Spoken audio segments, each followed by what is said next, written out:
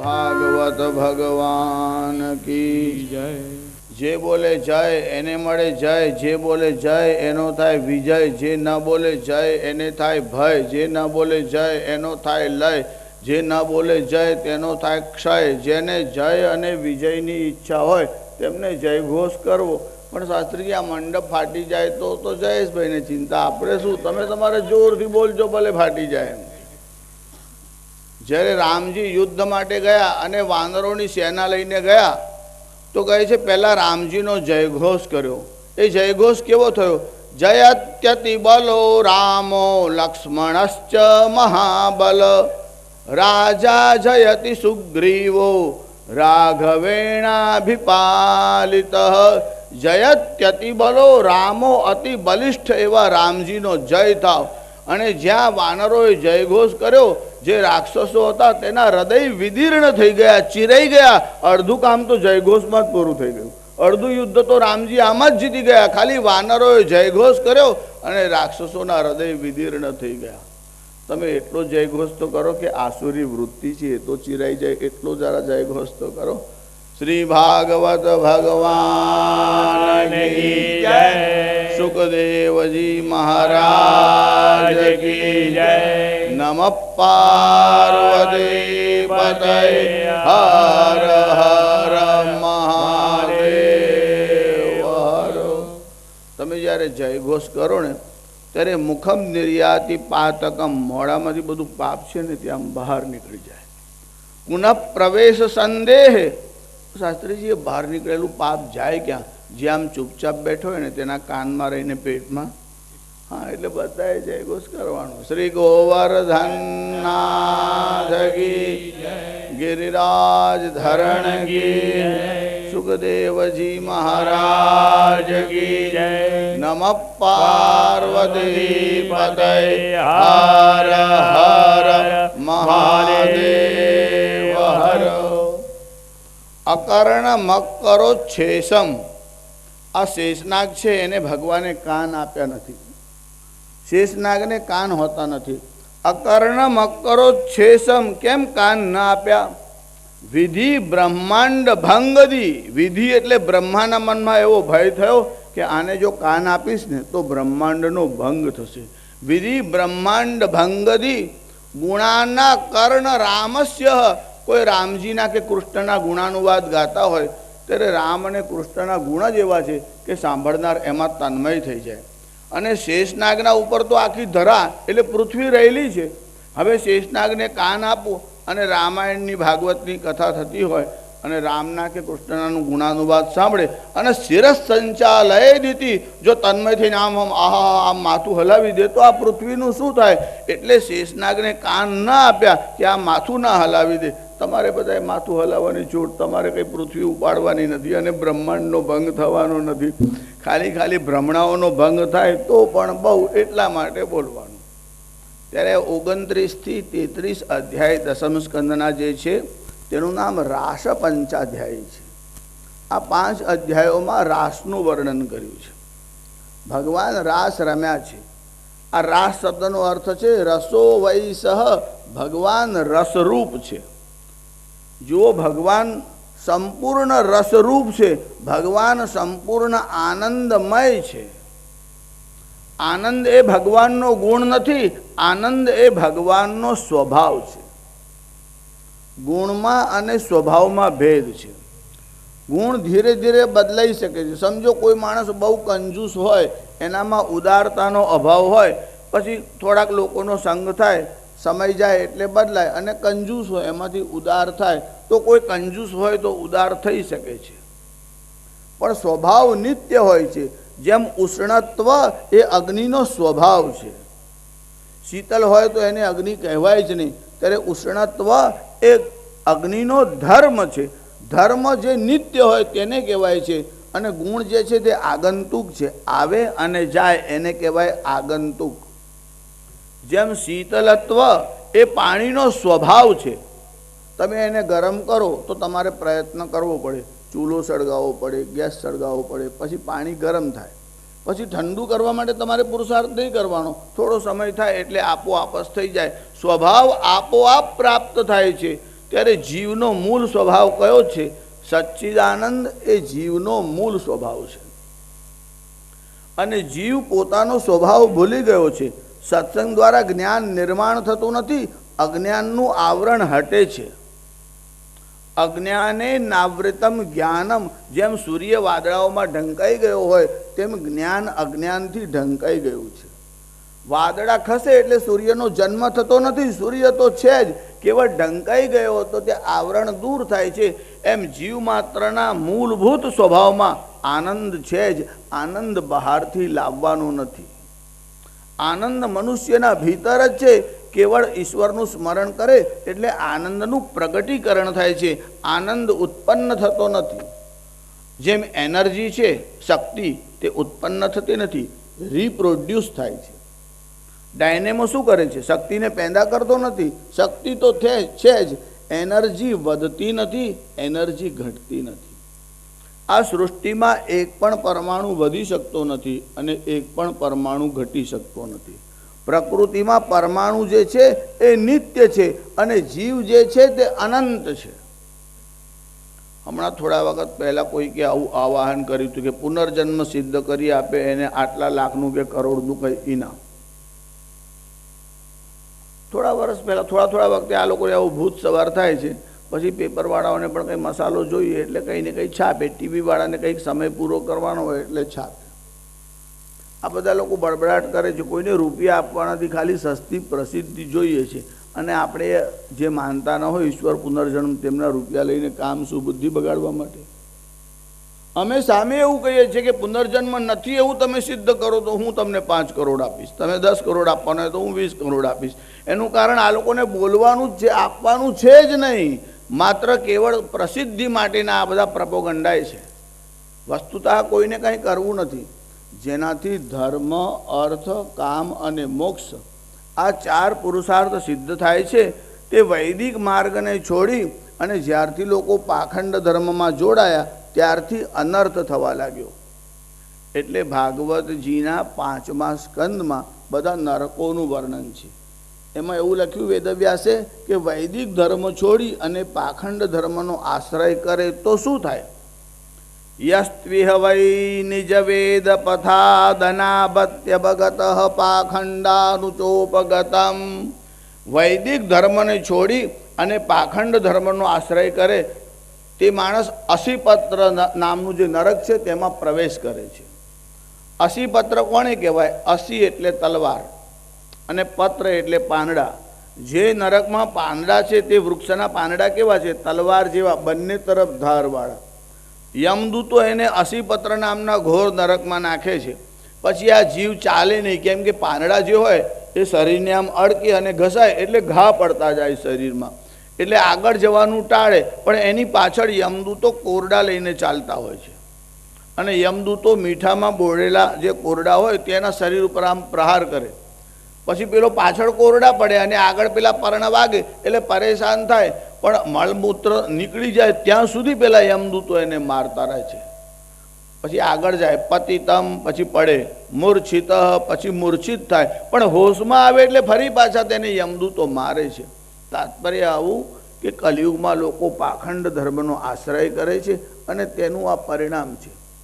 મોક્ષ પણ જલ્દી જોવે, કોઈ ધબ્બો મારે અને લોટરી લાગી જાય અને કોઈ ધબ્બો મારે ને મોક્ષ થઈ જાય, આવી લોકોની કલ્પના છે. ઈશ્વર પણ સસ્તામાં જોઈએ છે. કોઈને પુરુષાર્થ કરવો નથી, ભક્તિ કરવી નથી, તપ કરવી નથી. ખાલી બાવાશ્રી આમ હાથ લગાડશે અને મોક્ષ પ્રાપ્ત થશે. પણ પહેલાં એમનો તો થવા દો, પછી તમારો થશે. મોક્ષ આટલો સસ્તો નથી. મોક્ષ જે છે એ ચિત્તની સ્થિતિ પર ડિપેન્ડ છે. પદાર્થ કે જીવને જોયા પછી તમારા હૃદયમાં આકર્ષણ ન થાય, રાગ અને દ્વેષ ઊભા ન થાય, એવી ચિત્તની જે સમતલ સ્થિતિ છે, જેમ ગીતાકાર કહે છે, યોગ કોને કહેવાય છે? તો કે સમત્વમ યોગ ઉચ્યતે, બેલેન્સ ઓફ માઇન્ડ. જેને જોયા પછી તમારું ચિત્ત ડામાડોલ ન થાય અને ચિત્ત સ્થિર થાય, એવી સ્થિતિ પ્રાપ્ત થાય. પૂર્વજન્મના પુણ્યથી, સદગુરુની કૃપાથી અને પરમાત્માની ભક્તિથી જ એની પ્રાપ્તિ થાય છે. તમને એક લૌકિક દૃષ્ટાંત કહું એટલે સિદ્ધાંત તમારા ધ્યાનમાં આવે. એક નગરમાં કોઈ એક બ્રાહ્મણ રહેતો હતો.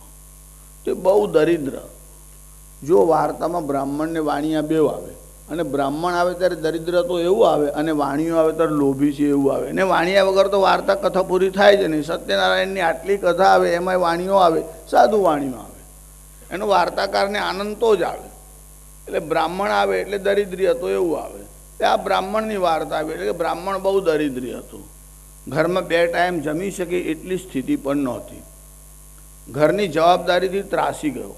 એટલો બધો ત્રાસ્યો, મનમાં વિચાર કર્યો આના કરતાં આત્મહત્યા કરીએ તો આ ઉપાધિમાંથી છૂટી જઈએ એવો વિચાર કરી અને આ બ્રાહ્મણ ગંગાના કિનારા ઉપર આવ્યો. મનમાં વિચાર્યું કે અહીંયા ગંગામાં કૂદી જવું તો સદગતિ થાય. એટલે આમ કૂદવાનો વિચાર કરતો હતો એટલામાં એક સંન્યાસી ત્યાં આવ્યો. સંન્યાસી આ બ્રાહ્મણના ચહેરા તરફ જોયું. ફેસ રીડિંગમાં બહુ પાવરદા હતા. સમજી ગયો કે આ દુઃખી જીવ લાગે છે. એટલે સંન્યાસીએ પેલા બ્રાહ્મણને પૂછ્યું, તમે દુઃખી દેખાવ છો, અહીંયા કેમ આવ્યા છો? પેલા બ્રાહ્મણે સાચું કહ્યું, હું બહુ દરિદ્ર છું, ઘરનું પૂરું થઈ શકે એટલું પણ મારું સામર્થ્ય નથી, એટલે મારા માથે બોજો બહુ છે, કરજો દેવું પણ બહુ થયું છે, એટલે પ્રાણાંશ ત્યક્તુમ ઇહાગત, પ્રાણ છોડવાની ઈચ્છાથી અહીંયા આવ્યો છું. ત્યારે સંન્યાસીએ કીધું, ના ના, આવી રીતે શરીર છોડાય નહીં. એક કામ કરો, હું તમને એક સંખલી આપું છું, તમારી દરિદ્રતા મટી જશે. પેલા સંન્યાસીએ પદ્મ એટલે કમળનું ચિહ્ન હતું એવી એક સંખલી પેલા બ્રાહ્મણને આપી. પહેલાં તો વાહનોની વ્યવસ્થા નહીં એટલે પગપાળા પ્રવાસ કરે. આ બ્રાહ્મણ પેલી સંખલી લઈને પોતાના ઘર તરફ આવવા લાગ્યો. આમ ચાલતો ચાલતો આવતો હતો. રસ્તામાં એક વૃક્ષ જોયું. મનમાં વિચાર કર્યો, અહીંયા વિશ્રામ કરું, અડધું અંતર કપાઈ ગયું છે, બાકી સવારે પૂરું કરીશ. એવો વિચાર કરી વૃક્ષના નીચે બેઠો, પેલી સંખલી મૂકી અને પેલા સંન્યાસીએ સૂચના આપી હતી કે આ સંખલીને સ્નાન કરાવી, પૂજાપો ચડાવીને એના પર ફૂલ ચડાવજો. એટલે આને સ્નાન કરાવ્યું, પૂજાપો ચડાવ્યો અને ફૂલ લઈને પેલા સંખલીને આમ ચડાવવા લાગ્યો. એ બ્રાહ્મણ જે વૃક્ષના નીચે બેઠો તેની સામે જ એક દુકાન, એક વેપારી ત્યાં રહે. આ વેપારીએ જોયું કે આ બિઝનેસ સારો, નવડાઈને ફૂલ ચડાવો એટલે આ સંખલી હતી અને 4 સોના મોહર આપી. આ વાણિયાના મનમાં વિચાર આવ્યો કે આમાં કોઈ ઇન્વેસ્ટમેન્ટની જરૂર નહીં. હું સવારથી સાંજ સુધી કેટલું બધું ઇન્વેસ્ટમેન્ટ કરું. કપડાં જોવા માટે કપડાની દુકાન, લોકો સવારથી સાંજ સુધીમાં 10 વાર આવે, આ કાઢો પેલું કાઢો, 50 ગોળવું, એમાં લેન ના એટલે પાછો ઊભો થઈને ચાલવાય મળે. એના કરતાં આમાં એક તો ઇન્વેસ્ટમેન્ટ નહીં અને સમયની ઝંઝટ નહીં, આ બિઝનેસ સારો. હવે વિચાર કરી પેલા બ્રાહ્મણની પાસે આવ્યો. પેલા બ્રાહ્મણને કે ઓહો હો, બ્રાહ્મણ દેવતા મારા નગરમાં ક્યાંથી, મારે ઘેર પધરામણી કરો. બ્રાહ્મણને પોતાને ઘેર લઈ ગયો. આગ્રહ કરીને શેઠાણીને કીધું, જુઓ આપણે ઘેર બ્રાહ્મણ આવ્યા છે, માલપુડા બનાવો, દૂધપાક બનાવો. આના મનમાં વિચાર આવ્યો, આ કોઈ દિવસ કોઈને ખીચડી ખવડાવે એવો નથી, આને એકદમ આજે રાતોરાત ઉદાર કેમ થયો? પેલા નોકરને બોલાવીને પૂછ્યું, તારા શેઠનું ઠેકાણે છે ને? નોકરે કીધું, મને તો એવું લાગે છે કે ઠેકાણે હશે. હવે આ પણ પાછો એક સ્ટેપ વધેવો હતો. નોકર શેઠ કરતાં એક સ્ટેપ આગળ જાય એવો હતો. શેઠ કંઈ કામ સોંપે તો કામ તો કરવાનું દૂર રહ્યું, ઉપરથી શેઠને પણ સલાહ આપવા લાગે. એકવાર શેઠે કીધું કે જરા માર્કેટમાં જા અને ટામેટાં લઈ આવો. એ ટામેટાનું શું કામ છે? હવે એને જે કરવું એ જ કરશે, તું તારે ટામેટાં લાવીને. પણ કામ ઓછું કરે અને પ્રશ્ન બહુ કરે. જેને કામ ન કરવું હોય ને તે પ્રતિપ્રશ્ન બહુ કરે. એમ દાદાને સ્મશાનમાં લઈ ગયા, પહેલાં બોલાવ્યો માણસને કે જા ઘાસ લઈ આવો. તો કે લીલું કે હૂકું? એટલે અહીં ખવડાવવાનું નથી, દાદાને ગયા છે, હવે પૂળો ચોંપવાનો છે, અહીં લીલું હૂકું, આવા બધા પ્રશ્ન ન કરો. અને ઘાસ લાવે એટલે લાવ. પણ આને કંઈ પણ કામ સોંપે એટલે સામે પ્રશ્ન કરે, ટામેટા લાવ, કે શું કામ છે? શેઠનો સ્વભાવ જરા સરળ, એને એમ કે આપણે કોને જવાબ આપો ને શાંતિથી, આપણું શું બગડી જાય છે? એટલે કે પુલાવ બનાવો છે, મહેમાન આવ્યા છે એટલે નાખવાના. તો પુલાવમાં ટામેટા ન નખાય. એક તો કામ કરે નહીં, પાછો સલાહ આપે. હવે પહેલાં તો શું કામ છે? પછી પેલા એક કામ કીધું તો કહે છે કે પુલાવમાં ટામેટા ન નખાય, પુલાવ બગડી જાય, ઢીલો થઈ જાય કે છે. શેઠે કીધું, હું પી જઈશ, નહીં ખાઉં, ઢીલો થશે, તું તારે ટામેટા લાવ, તારે આ ડાપણ કરવાની જરૂર નથી. આટલી માથાકૂટ કર્યા પછી કહે છે, સારું તારે જવું, મારે શું? કહે છે 50 રૂપિયા શેઠે આપ્યા. માર્કેટમાં ગયો. હજુ તો માર્કેટમાં ગાડીમાં જાય તોય 10 મિનિટ લાગે, 2 મિનિટમાં તો આમ પાછો આવ્યો. શેઠે કીધું, કેમ પાછો આવ્યો? કે માર્કેટમાં ટામેટા નથી. તું માર્કેટમાં પહોંચ્યો ક્યારે? હજુ તો 2 મિનિટ થઈ. તો કે આપણા બાજુના બંગલામાં પેલો નોકર રહે છે ને, તે માર્કેટમાં ગયો હતો, તે શાક લઈને આવ્યો, મને સામો જ મળ્યો. મેં એને પૂછ્યું કે માર્કેટમાં ટામેટા છે? તો મને ના પાડી. હવે મારે ધક્કો શું કામ ખાવાનો? એટલે હું પાછો આવ્યો. હું પધરામણી કરેલી એટલે સામે બેઠો બેઠો આમનો સંવાદ આમ સાંભળતો હતો. શેઠે કીધું ચાલ કંઈ વાંધો નહીં, હવે શાસ્ત્રીજી આવે છે, મને જરા સત્સંગ કરવા દે, તું તારે બીજું કામ કર, લાય 50 રૂપિયા પાછા. તો રૂપિયા તો પડી ગયા કે છે, કામ કરે નહીં, સલાહ આપે અને પાછું કહે છે રૂપિયા તો પડી ગયા. તો શેઠ કે એટલામાં કેવી રીતે પડી ગયા? તે પડી જ જાય ને, પૂછો મહારાજશ્રીને. મહારાજશ્રી ના ઉપર કોઈ કામ કહેતો એ કામમાં બરકત આવે, પણ ના કોની? તારી કે શેઠની? તું ના કહેતો તો શેઠે ક્યાં ના પાડી? કામ ઓછું કરે, પ્રશ્ન બહુ કરે ને ઉપરથી નુકસાન કરીને આવે. જેને કામ કરવું છે, જે કર્મઠ છે ને, એ પ્રશ્ન ન કરે, બરાબર જ કામ કરવા લાગે. શેઠના મનમાં વિચાર આવ્યો, બ્રાહ્મણ આવ્યો છે, આપણે ઘેર જમાડો, સારી રીતે જમાડો તો ઊંઘી જાય, તો પેલી સંકલી કાઢી લેવાય. બ્રાહ્મણને આગ્રહ કર્યો, જમાડ્યો બરાબર. બ્રાહ્મણ જમીને સૂઈ ગયો. એટલે રાત્રે પેલી સંકલી કાઢી અને એના જેવો જે બીજો શંખ હતો તે બ્રાહ્મણના તકિયા નીચે મૂકી દીધો. સવાર પડ્યું, બ્રાહ્મણ ઉઠ્યો. આગલે દિવસે તો 4 સોનામોર મળી. પછી બીજે દિવસે ઘેર પહોંચ્યો અને પૂજા કરી તો સોનામોર મળી નહીં. બ્રાહ્મણના મનમાં થયું આપણું ભાગ્ય આવું હશે, એક જ દિવસ મળવાની હશે. 4 સોનામોર મળી, 40,000 રૂપિયા થાય, કેટલા દિવસ ચાલે? 2-4 મહિનામાં વળી પાછો દરિદ્ર થયો. બ્રાહ્મણને થયું સંન્યાસીએ કૃપા તો કરી, પણ લાંબો વખત રાસ ના આવી. 4 સોનામોરથી કેટલું કામ ચાલે? એકવાર આ બ્રાહ્મણ કોઈ ઠેકાણે યાત્રામાં ગયો, ત્યાં પેલો સંન્યાસી સામે ભેગો થઈ ગયો. બ્રાહ્મણ ઓળખી ગયો કે આ એ જ સંન્યાસી છે. કીધું મહારાજ તમે પેલું સંકલી આપી હતી, એક જ દિવસ સોનામોર આપી. ત્યારે આ સંન્યાસીએ કીધું તમે રસ્તામાં કોઈ ઠેકાણે રોકાયા હતા? કે હા, એક શેઠને ઘેરે રોકાયો હતો. કે કંઈ ગરબડ થઈ હશે એમ. કે સારું, હવે તો મારી પાસે સંકલી નથી, પણ આ એક શંખ છે, જો તમને ઉપયોગ કરતા આવડે તો લઈ જાઓ. એટલે પેલો સંન્યાસીએ એક શંખ કાઢી અને આપ્યો. પેલો શંખ લઈ અને બ્રાહ્મણ આવ્યો, એ જ માર્ગથી પાછો ગયો, એ જ વૃક્ષ નીચે એમ બેઠો, પૂજા કરી અને ફૂલ ચડીને પ્રાર્થના કરી, હે શંખદેવ 1 લાખ રૂપિયા દો. ત્યારે પેલો શંખે 2 લાખ લો. એટલે વેપારી સાંભળ્યું, આ સારું, પેલી તો 4 જ સોનામોર આપે, 40,000ની થાય, આ તો 1 લાખ માગે તે 2 લાખ આપે છે. પેલા બ્રાહ્મણને વળી ઘેર લઈ આવ્યો, પેલી શંખલી મૂકી અને શંખ કાઢી લીધો. હવે આ શેઠ પૂજા કરવા બેઠા. હવે લાખ રૂપિયા માગે તો બ્રાહ્મણ, વેપારી માણસને લાખ રૂપિયાથી શું થાય? એટલે હાથ જોડીને કે હે શંખદેવ 1 કરોડ રૂપિયા દો. ત્યારે પેલો શંખ 2 કરોડ લો. એટલે આ વેપારી કહે છે 2 કરોડ લાવો. ત્યારે પેલો શંખ કહે છે 4 કરોડ લો. ત્યાં કહેવા લાગ્યો 4 કરોડ લાવો. તો પેલો શંખ કહે છે 8 કરોડ લો. આના મનમાં થયું બોલે છે પણ દેખાતો તો 1 રૂપિયો નથી. આમ જોયું આમ જોયું, મનમાં વિચાર્યું કે આટલા બધા છાપવાના એટલે કદાચ વાર પણ લાગે. થોડી વાર આમ ધીરજ રાખી, પણ 1 નોટ દેખાય છે નહીં. શંખને આમ ઊંચો કર્યો, કશું દેખાયું નહીં. એટલે કે શંખદેવ આપ તો કહેતે 4 કરોડ 8 કરોડ પણ દો તો સહી. ત્યારે પેલા શંખે કીધું વેદ મુદ્રા પ્રદાત્રી ચ ગતાસા પદ્મ શંખની. જે પદ્મના ચિહ્નવાળી શંખલી હતી એ વેદની મુદ્રારૂપ હતી, એ તો ગઈ. પ્રાપ્તો ડફોડ શંખોહમ ન દદામી વદામી ચ. હવે તો હું ડફોડ શંખ આવ્યો, ન દદામી આપવાનો કંઈ નહીં, વદામી ચ ખાલી બોલ બોલ કરવાનું. ગામમાં ફંડ માટે જાઓ, મંદિર બનાવવાનું છે, આપણા લખો ને 50,000 લેવા જાઓ. ત્યારે કે ના ના, એ તો ખાલી લોકોને પ્રેરણા મળે એટલે મારે કંઈ આપવાના ના હોય. તો મેં તો પહેલ શરૂઆત કરી હતી. આ બધા ડફોડ શંખ. ન દદામી આપવાના કંઈ નહીં, વદામી ચ ખાલી બોલ બોલ કરવાના. એમ થોડા વાર પેપરમાં આવે, પુનર્જન્મ સિદ્ધ કરે તો આટલા રૂપિયા આપીશું, ઈશ્વરને સિદ્ધ કરી આપે તો આટલા રૂપિયા આપીશું. પુનર્જન્મને સિદ્ધ કરવાની જરૂર નથી. તમે જરા વિચાર કરો કે જીવનું મરણ થઈ શકતું જ નથી, દેહનું મરણ થાય છે. જે વસ્તુ સજીવ હોય એનું મરણ થતું જ નથી. જીવ તો નિત્ય છે, અને જો જીવનું મરણ ન થતું હોય તો એ જીવ જાય છે ક્યાં? સારું, જીવની વાત ભૂલી જાઓ. તમે ફિઝિક્સ ભણ્યા હોય તો તમને આટલો સિદ્ધાંત તો ખબર હોય. એને કહેવાય છે દ્રવ્ય સંચયનો નિયમ. માણસના મરવાની વાત જવા દો, એક કાગળને પણ કોઈ નષ્ટ કરવાની શક્તિ ધરાવતી હોય તો કે કોઈ કાગળને નાશ કરવાની શક્તિ ધરાવે છે? તમે બહુ તો એના ટુકડા કરો તો ટુકડા રહેવાના. તમે એને સળગાવી દો તો એની રાખ થઈ જાય, પણ રાખ તો રહે જ. એક પરમાણુ પણ સૃષ્ટિમાંથી તમે ઘટાડી ન શકો. ત્યારે કાગળને બાળો તો રાખ થાય, પણ રાખનું અસ્તિત્વ તો રહે જ. તમે એક લાકડાનો ટુકડો લઈને બાળો તો એમાં કોલસા થાય, રાખ થાય અને ધુમાડો ઉડી જાય. આ બધાને ભેગા કરો તો એનું વજન પેલા લાકડા જેવું જ થાય. એનો અર્થ એવો છે કે સૃષ્ટિમાં એક પરમાણુ ઘટી શકતો નથી, કેવળ રૂપાંતર થાય છે. દ્રવ્યનું રૂપાંતર થાય છે અને જીવ છે તે બીજો વેશ ધારણ કરે છે. એટલે ગીતાકાર કહે છે વાસાંસી જીર્ણાનિ યથા વિહાય. જેમ વસ્ત્ર મેલા થાય અથવા ફાટી જાય એટલે તમે નવા વસ્ત્ર ધારણ કરો છો, એમ જીવ પણ નવા વસ્ત્ર ધારણ કરે છે.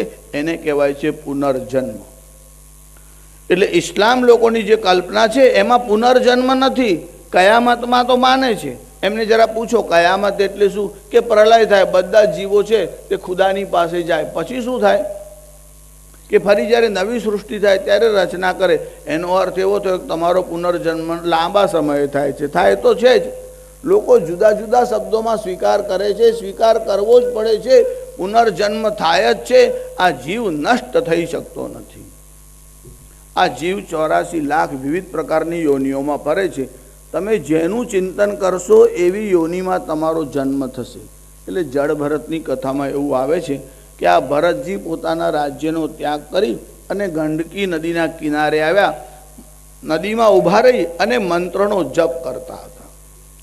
એટલામાં એક મૃગલી એટલે હરણી જે સગર્ભા હતી ત્યાં જળ પીવા આવી અને એક વાઘ પાછળ આવ્યો. તેને જોરથી આમ ત્રાડ પાડી. એટલે ભયભીત થયેલી પેલી મૃગલી હતી તે આમ સરોવરને કૂદીને આમ સામે કિનારે આવી. પણ ભયને કારણે કૂદકો તો માર્યો, પણ એના ઉદરમાં બચ્ચું હતું. એ તે જ વખતે પ્રસવ થયો. પોતે સામે કિનારે ગઈ. એ મૃગલીનું મરણ થયું, પણ બચ્ચું જે હતું તે જળમાં પડ્યું. આ તરતનું જન્મેલું મૃગલીનું બચ્ચું હતું એ આમ પ્રવાહમાં તણાવવા લાગ્યું. જ્યાં પ્રવાહમાં તણાવવા લાગ્યું જળ ભરતનું ધ્યાન ગયું. એ મૃગલીના બચ્ચાને ઉપાડી લીધું. પોતે એનું ધ્યાન રાખવા લાગ્યા. પછી ધીરે ધીરે સવાર સાંજ પેલા બચ્ચાનું સ્મરણ કરે. ક્યાં ગયું દેખાતું નથી, બહાર ગયું, કદાચ એને કોઈ પ્રાણી ખાઈ તો નહીં જાય. એમ મૃગલીનું ચિંતન કરતાં કરતાં બીજા જન્મમાં જળ ભરત જે છે તે હરણ થયા.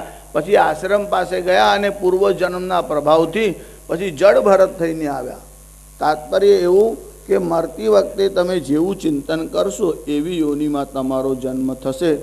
જય શ્રીમતી વૈશી ગતિ લોકોક્તિ સચ માન કર બાલાગ્રહણ ભોલા ચરણ કર શાંતિ અક્ષય પાએગા. જય શ્રીમતી વૈશી ગતિ. અંતકાળે જેવી મતિ હશે એવી તમારી ગતિ થશે. એટલે ગીતાકાર કહે છે અંતકાલે ચ મામેવ સ્મરણ મુક્તવા કલેવરમ. અંતકાળે મારું સ્મરણ કરતાં જે શરીર છોડે છે એ મને પ્રાપ્ત થાય છે. તો શાસ્ત્રીજી આખી જિંદગી આ હું માથાકૂટ કરવાની, 6 કલાક કથામાં બેસવાનું, મંદિરમાં જવાનું, છેલ્લી વખતે બોલી લઈશું જય રામ, વાત પૂરી થઈ ગઈ. પછી આખા જીવન શા માટે કરવાનું? પણ જીવનભર અભ્યાસ કર્યો હોય તો જ મરણ સમયે બહાર આવશે. નહીતર મરણ સમયે ભગવાનનું નામ આવતું નથી. એક ડોસો મરણ પથારીએ પડ્યો. છોકરાઓ બધા ઘેરીને આમ બેઠા હતા. બાપા કઈ ઈચ્છા છે, બાપા કઈ ઈચ્છા છે? બાપાએ કીધું હવે પતાવોને શું ઈચ્છા બીચ્છા કંઈ છે નહીં. કે ના ના પણ કાંઈ ઈચ્છા હોય તો કહો. એટલામાં એનું બોલવાનું બંધ થયું. એટલે ડૉક્ટરને બોલાવ્યા કે એમનાથી બોલાતું નથી. થોડું બોલવાનો પ્રયત્ન કર્યો, ખાલી સા એટલું સંભળાય. છોકરાઓના મનમાં થયું આ ધન દાટ્યું છે તેનું સ્થળ બતાવતા હશે. ડૉક્ટરને બોલાવ્યા, ઓક્સિજન ચડાવ્યો, 2-4 હજાર રૂપિયા આપ્યા. થોડુંક ડોસા આમ બોલ્યા. શું બોલ્યા? એ જ્યાં સૂતા હતા ને ત્યાં સામે ગધરડો સાવરણી પકડીને આમ ખેંચી જતો હતો. તેના મનમાં થયું આ સાવરણી પેલો ખાઈ જાય છે, સાવરણી ખાઈ જાય છે, એને પકડો. એને એમ કે 12 આનાનું નુકસાન થશે. હવે બોલ્યો ત્યારે સાવરણી બોલ્યો અને ડૉક્ટરોને 3000 આપ્યા. 12 આના બચાવવા ગયો અને 3000નું બિલ થયું. આખી જિંદગી ધનનું ચિંતન કર્યું હોય તો અંતકાળે તે જ યાદ આવે છે. એટલે અંતકાલે ચ, ગીતાકારે ચ શબ્દ મૂક્યો છે. ચનો અર્થ થાય છે અને અંતકાળે એટલે જીવનભર, અને અંતકાળે એવો અર્થ થાય કેવળ અંતકાળે નામ લેશો અને સદગતિ થશે એવું નહીં, પણ અંતકાળે નામ લીધા પછી તમારું ચિત્ત પરમાત્મામાં રહે તો એનો લાભ મળે છે. ગોપીઓ તો શ્રી કૃષ્ણમાં જ કોઈ પણ કામ કરે ત્યારે ગોપીઓનું ચિત્ત શ્રી કૃષ્ણમાં હતું. રાસલીલામાં પણ ગોપીઓ શ્રી કૃષ્ણમાં તન્મય હતી. કેવળ ગોપીઓના મનમાં એવો ભાવ આવ્યો કે ભગવાન અમારી સાથે નાચે છે, જો અમારી મહિમા કેવી છે, આવો વિચાર આવ્યો એટલે ભગવાન અદૃશ્ય થયા. ભગવાન સાથે રાસ રમતા હતા અને એટલામાં અદૃશ્ય થયા અદૃશ્ય થયા એટલે ભગવાનના વિરહથી, ભગવાનના વિયોગથી આ ગોપીઓને વિરહની પીડા થઈ અને ભગવાનને યાદ કરવા લાગી. ત્યારે ગોપીઓ ભગવાનને યાદ કરવા લાગી ત્યારે એક ગોપી બોલી નથી, ગોપ્યા ઊંચું એટલે બધી ગોપીઓ બહુવચનનો પ્રયોગ કર્યો, બધી ગોપીઓ એક સાથે બોલવા લાગી. જો તમારે ગાવું હોય ને તો પહેલાં પ્રેક્ટિસ કરવી પડે અને એમાં 2-4 જણા સાથે ગાવાના હોય અને જો પ્રેક્ટિસ ના કરે, એક આગળ ચાલે એક પાછળ ચાલે, કોઈ તાલ સાથે કોઈ તાલ વગર, આવું થાય. એમાં પ્રેક્ટિસની આવશ્યકતા હોય છે. પણ સમજો કે આગ લાગે ત્યારે કોઈને શીખવાડવું પડે બધા એક સાથે નાચવાનું, બધા એક સાથે નાચવા જ લાગે. ભય થાય ત્યારે બધા એક સાથે જ નાચે અને બૂમાબૂમ કરવાની હોય તો વાઘ આવે સાપ આવે તો બધા તરત જ બૂમાબૂમ કરે. કોઈને તાલીમ ના આપવી પડે આવી બૂમ પાડવાની, આવી બૂમ પાડવાની, એની મેળે જ નીકળે. અતિશય ભય થાય ત્યારે આપોઆપ જેમ નીકળે છે એમ પરમાત્મા માટેનો અતિશય પ્રેમ છે. અને વિરહની જે પીડા છે એ તો અગ્નિ કે સર્પાદી ભયાનક પ્રાણીઓની પીડા કરતાં પણ વધારે છે. અને જ્યારે ગોપીઓના હૃદયમાં પીડા થઈ પરમાત્માના વિરહને કારણે, ત્યારે આ બધી ગોપીઓ એક સાથે પરમાત્માને યાદ કરતા ગાવા લાગી. જયતિ તેધિકમ જન્મના વ્રજ શ્રયત ઇન્દિરા સસ્વદત્રહી. જયતિ તેધિકમ જન્મના વ્રજ શ્રયત ઇન્દિરા સસ્વ દૈત દૃશ્યતામ દિક્ષુતાવકા ત્વયિ ધૃતા સવસ્ત્વાં વિચિન્વતે. ત્વયિ ધૃતા સવસ્ત્વાં વિચિન્વતે. આ ગોપી ગીત છે ને એનો કનક મંજરી છંદ છે. એનો સમશ્લોકી અનુવાદ આપણા ભાગવતના સારા જ્ઞાતા અને તે પણ ગુજરાતમાં જ હતા કૃષ્ણશંકર શાસ્ત્રીજી, એમને ભાગવતમાં ગોપી ગીતનો સમશ્લોકી ગુજરાતી અનુવાદ છાપ્યો કે કોઈને સંસ્કૃતમાં બોલતા ન આવડે તો એ ગુજરાતી બોલી શકે. પ્રથમ શ્લોકનો અનુવાદ એમને લખ્યો. જય ઘણો વ્રજે આપ જન્મથી સતત શ્રી વસે આજ દેશમાં પ્રિય જુઓ બધે શોધતા દિશા પ્રભુ નિમિત્ત જે પ્રાણ ધારતા. પ્રભુ નિમિત્ત જે પ્રાણ ધારતા. ત્વયિ ધૃતા શવ, આશુ અશુ એટલે પ્રાણ. ત્વયિ ધૃતા શવ, હે પ્રભુ તમારે કારણ અમે પ્રાણને ધારણ કરી રહી છે. ગોપી શું કહે છે? પ્રભુ આપના આગમનથી વ્રજનો જય થયો. ના ના, એવું નથી બોલતી. ગોપીનો રાષ્ટ્રપ્રેમ છલકે છે. ગોપી એક એક શબ્દ બહુ ધ્યાનપૂર્વક બોલે છે. શું કહે છે? જયતિ તેધિકમ.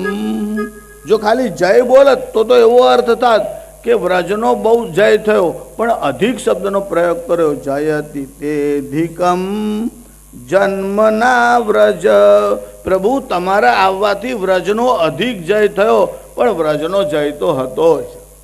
વ્રજ પહેલાથી સુંદર હતું અને તમે આવ્યા એટલે એમાં ઓર 4 ચાંદ લાગ્યા. તમે આવ્યા હવે વ્રજનો અધિક જય થયો. ત્યારે ગોપી આવું કેમ કહે છે કે વ્રજનો જય તો હતો જ?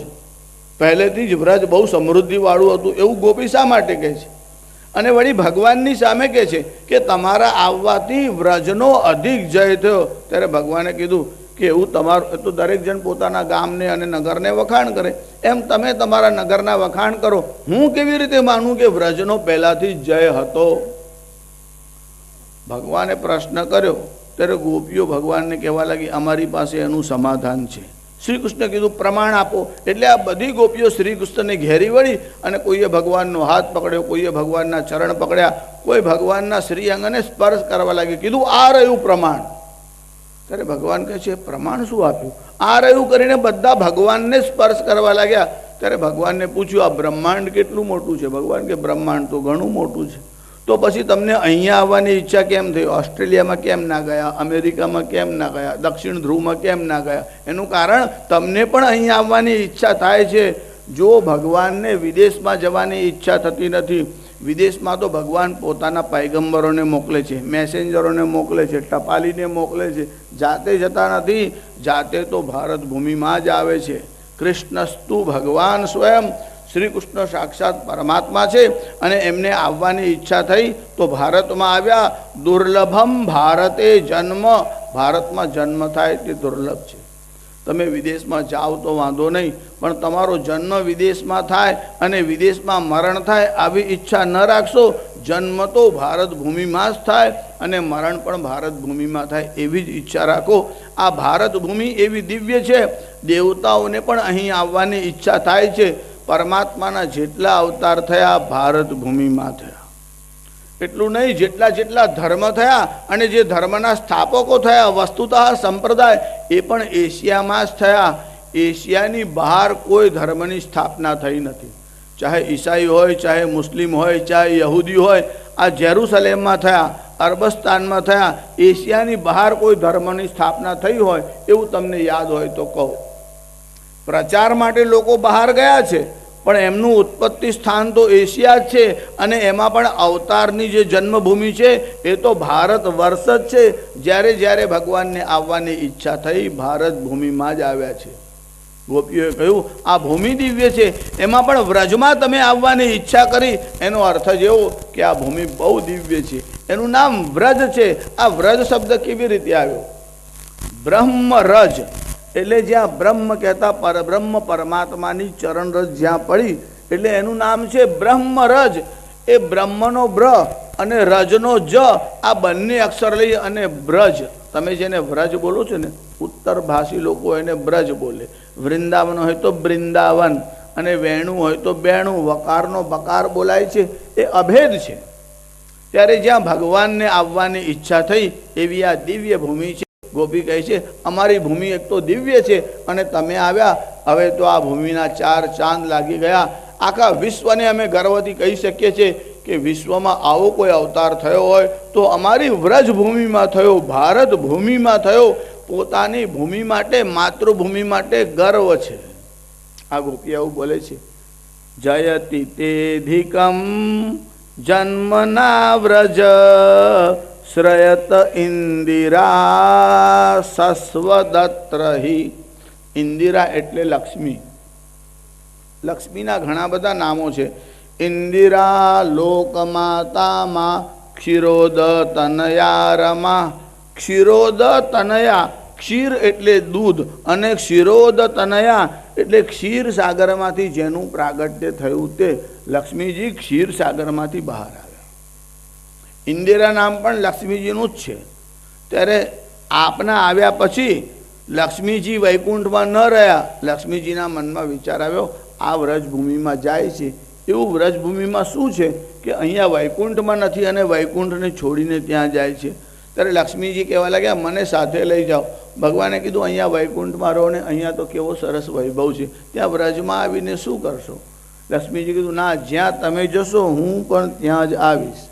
ઘરવાળા બહાર જાય એટલે તમારે કહેવાનું હું તમારી સાથે જ આવીશ. જો લક્ષ્મીજી પણ જોડીને જોડે જાય છે, એકલા મૂકો તો કદાચ ઉપદ્રવ કરી આવે, પણ જોડે ચોકીદાર હોય તો ભય નહીં. તમારે સાથે ને સાથે જ રહેવું, પાછળ ને પાછળ જવું એટલે પેલું આમ તેમ થાય નહીં.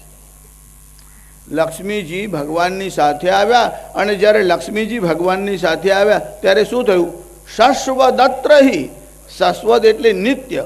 લક્ષ્મીજી જ્યારે ભગવાનની સાથે વ્રજમાં આવ્યા ત્યારે વ્રજની સમૃદ્ધિ એટલી બધી વધી ગઈ. અરે જ્યાં લક્ષ્મીજીના શરીરનો પવન જાય ત્યાં સમૃદ્ધિ આવે છે, તો પછી લક્ષ્મીજી જાતે જાય તો સમૃદ્ધિ થાય કે ન થાય? ત્યારે ભગવાન તો બ્રાહ્મણોના ભક્ત છે, પણ લક્ષ્મીજીએ કીધું તમે બ્રાહ્મણના ભક્ત ખરા, પણ હું બ્રાહ્મણોને ઘેર નહીં જાઉં. ત્યારે ભગવાને કીધું તને બ્રાહ્મણોથી શું વાંધો આવ્યો? બ્રાહ્મણો તમારા ભક્ત ખરા, પણ મારા જોડે બહુ વેર રાખે છે. કે તારા જોડે વેર શું કામ રાખે? તો કે આ બ્રાહ્મણોનો સ્વભાવ કેવો છે?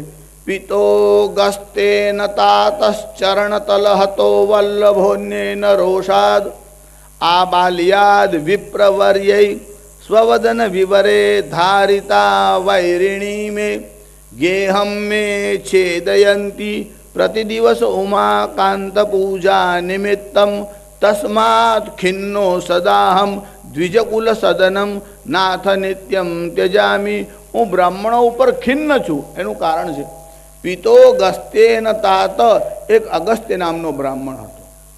પીતો અગસ્ત્યેન તાત, આ અગસ્ત્ય નામનો બ્રાહ્મણ મારા પિતાને પી ગયો. લક્ષ્મીજીનો જન્મ પ્રાગટ્ય સમુદ્રમાંથી થયું અને અગસ્ત્ય મુનિ સમુદ્રને પી ગયા હતા. એટલે લક્ષ્મીજીએ કહ્યું એક બ્રાહ્મણ તો મારા બાપને પી ગયો. પીતો ગસ્ત્યેન તાત. બીજો કેવો છે? ચરણ તલ હતો વલ્લભો નેનરોષાદ. બીજા એક બ્રાહ્મણ થયા, એનું નામ ભૃગુ ઋષિ હતું. દસમ સ્કંદમાં જ પાછલા અધ્યાયમાં એની કથા આવે છે, પણ તમને સંગતિ માટે કથાનો સંકેત આપું. એકવાર બધા ઋષિઓ ભેગા થયા, એમાં એવી ચર્ચા થઈ આ બ્રહ્મા વિષ્ણુ અને મહેશ 3 દેવતાઓ છે, એમાં પણ સ્વભાવ કોનો ઉદાર છે? તો પરીક્ષા કરો. એટલે બધાએ ભૃગુ નામના ઋષિને મોકલ્યા કે તમે જાઓ અને 3 દેવતાઓની પરીક્ષા કરી આવો. એટલે ભૃગુ નામના ઋષિ ગયા, બ્રહ્મલોકમાં ગયા, વિષ્ણુ લોકમાં ગયા, શિવલોકમાં ગયા. જો પેલા દેવતાઓ પાસે જરાક વ્યવહાર ઠીક ન કર્યો, બ્રહ્માને ક્રોધ આવ્યો, શંકરને ક્રોધ આવ્યો. પછી વિષ્ણુ ભગવાનને ત્યાં ગયા. ત્યારે લક્ષ્મીજી જે છે એ વિષ્ણુ ભગવાનના ચરણ દબાવતા હતા. લક્ષ્મીજી આમ ચરણ દબાવતા હતા અને ભૃગુ ઋષિનું આગમન થયું. ભગવાનની ઈચ્છા તો હતી કે બ્રાહ્મણ આવ્યા છે, હું ઊભો થઉં અને બ્રાહ્મણ દેવતાનો સત્કાર કરું, પણ લક્ષ્મીજી ચરણ દબાવતા હતા. હવે લક્ષ્મીજી હાથ લે, ભગવાન ચરણ ઉઠાવે, પછી ઊભા થાય, ત્યાં સુધી તો વાર લાગે. અને ભૃગુ ઋષિને ક્રોધ આવ્યો, ભગવાન વિષ્ણુની છાતીમાં લાત મારી. ભૃગુ ઋષિને એટલો બધો ક્રોધ આવ્યો, ભગવાનની છાતીમાં લાત મારી. ઋષિ તમારા ત્યાં આવ્યા છે અને તમે સૂઈ રહ્યા છો. સારું, ભૃગુ ઋષિએ લાત તો મારી, પણ ભૃગુ ઋષિના જે ચરણ છે ને, એનો અંગૂઠો છે ને, તેનું ચિહ્ન અહીંયા બરાબર વક્ષ સ્થળમાં ભગવાનને વચ્ચે આમ વાગ્યું. ભગવાને હજુ પણ એ નિશાની સાચવીને રાખી છે. જેટલા જીવ નિર્માણ થાય એ બધાને અહીંયા ખાડો છે. એ ભૃગુ ઋષિએ જે ચરણ પ્રહાર કર્યો એની નિશાની છે કે બ્રાહ્મણે જ્યારે ચારણથી પ્રહાર કર્યો ત્યારે ભગવાને શું કર્યું? ભગવાન ઊભા થયા અને ભૃગુ ઋષિના પગ પકડ્યા. એટલું જ નહીં, ભગવાન ભૃગુ ઋષિના ચરણોમાં બેસી ગયા અને ભગવાન ભૃગુ ઋષિના ચરણમાં હાથ ફેરવવા લાગ્યા. મારી છાતી કઠોર છે, આપ બ્રાહ્મણ દેવતા છો, આપના ચરણ બહુ કોમલ છે, આપને વાગ્યું તો નથી, એવું કહીને ભગવાન ભૃગુ ઋષિના ચરણને આમ દબાવવા લાગ્યા. લક્ષ્મીજી કહે છે એક મારા બાપને પી ગયો અને બીજાએ તો મારા પતિના વક્ષમાં લાત મારી. પીતો ગસ્તેન તાતશ્ચરણ તલ હતો વલ્લભોન્યેન રોષાદ આ બાલિયાદ વિપ્રવર્ય. અરે આ બ્રાહ્મણોના નાના નાના બાળકો છે એ શું કરે છે? સવારે ઉઠે એટલે મારું સ્મરણ કરતા નથી. પંચ નદ્યા સરસ્વતી માં પિયંતિ સસ્રોત સરસ્વતી તુ પંચ. હા, સરસ્વતીનું સ્મરણ કરે છે. એના બાળકોને પણ પહેલેથી તાલીમ આપવામાં આવે છે. આપણે તો વિદ્યા જોઈએ, લક્ષ્મી તો પાછળ પાછળ આવશે જ. ત્યારે આ બાલ્યાદ વિપ્રવર્ય સ્વવિદન, પોતાના મુખમાં આ બ્રાહ્મણના બાળકો વેદ મંત્ર ભણે છે, સરસ્વતીની ઉપાસના કરે છે. ધારિતા વૈરિણી મેં, વસ્તુતઃ લક્ષ્મી અને સરસ્વતીમાં વેર નથી. આ તો કાવ્ય આ પ્રકારનું ઋષિઓ એ પ્રમાણે ગુણાનુવાદ ગયા છે કે ધારિતા વૈરિણી મેં. લક્ષ્મીજી કહે છે આ બ્રાહ્મણોનો સ્વભાવ કેવો છે?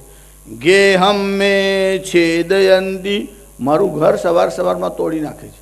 બ્રાહ્મણો પૂજા કરવા જાય ત્યારે પેલા કમળ છે તે લઈ આવે અને લક્ષ્મીજી ક્યારે છે?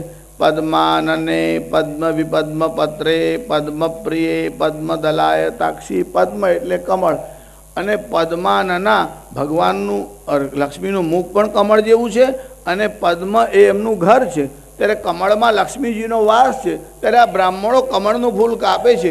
ગેહમ મે છેદયંતી, પ્રતિ દિવસ ઉમાકાંત પૂજા નિમિત્તમ પાછું ચડાવે છે શિવજીને. એટલે મારું ઘર કાપે છે ને મારા ઘરવાળાને ચડાવતા હોય તો વાંધો નહીં, પાછા શિવજીને ચડાવી આવે છે.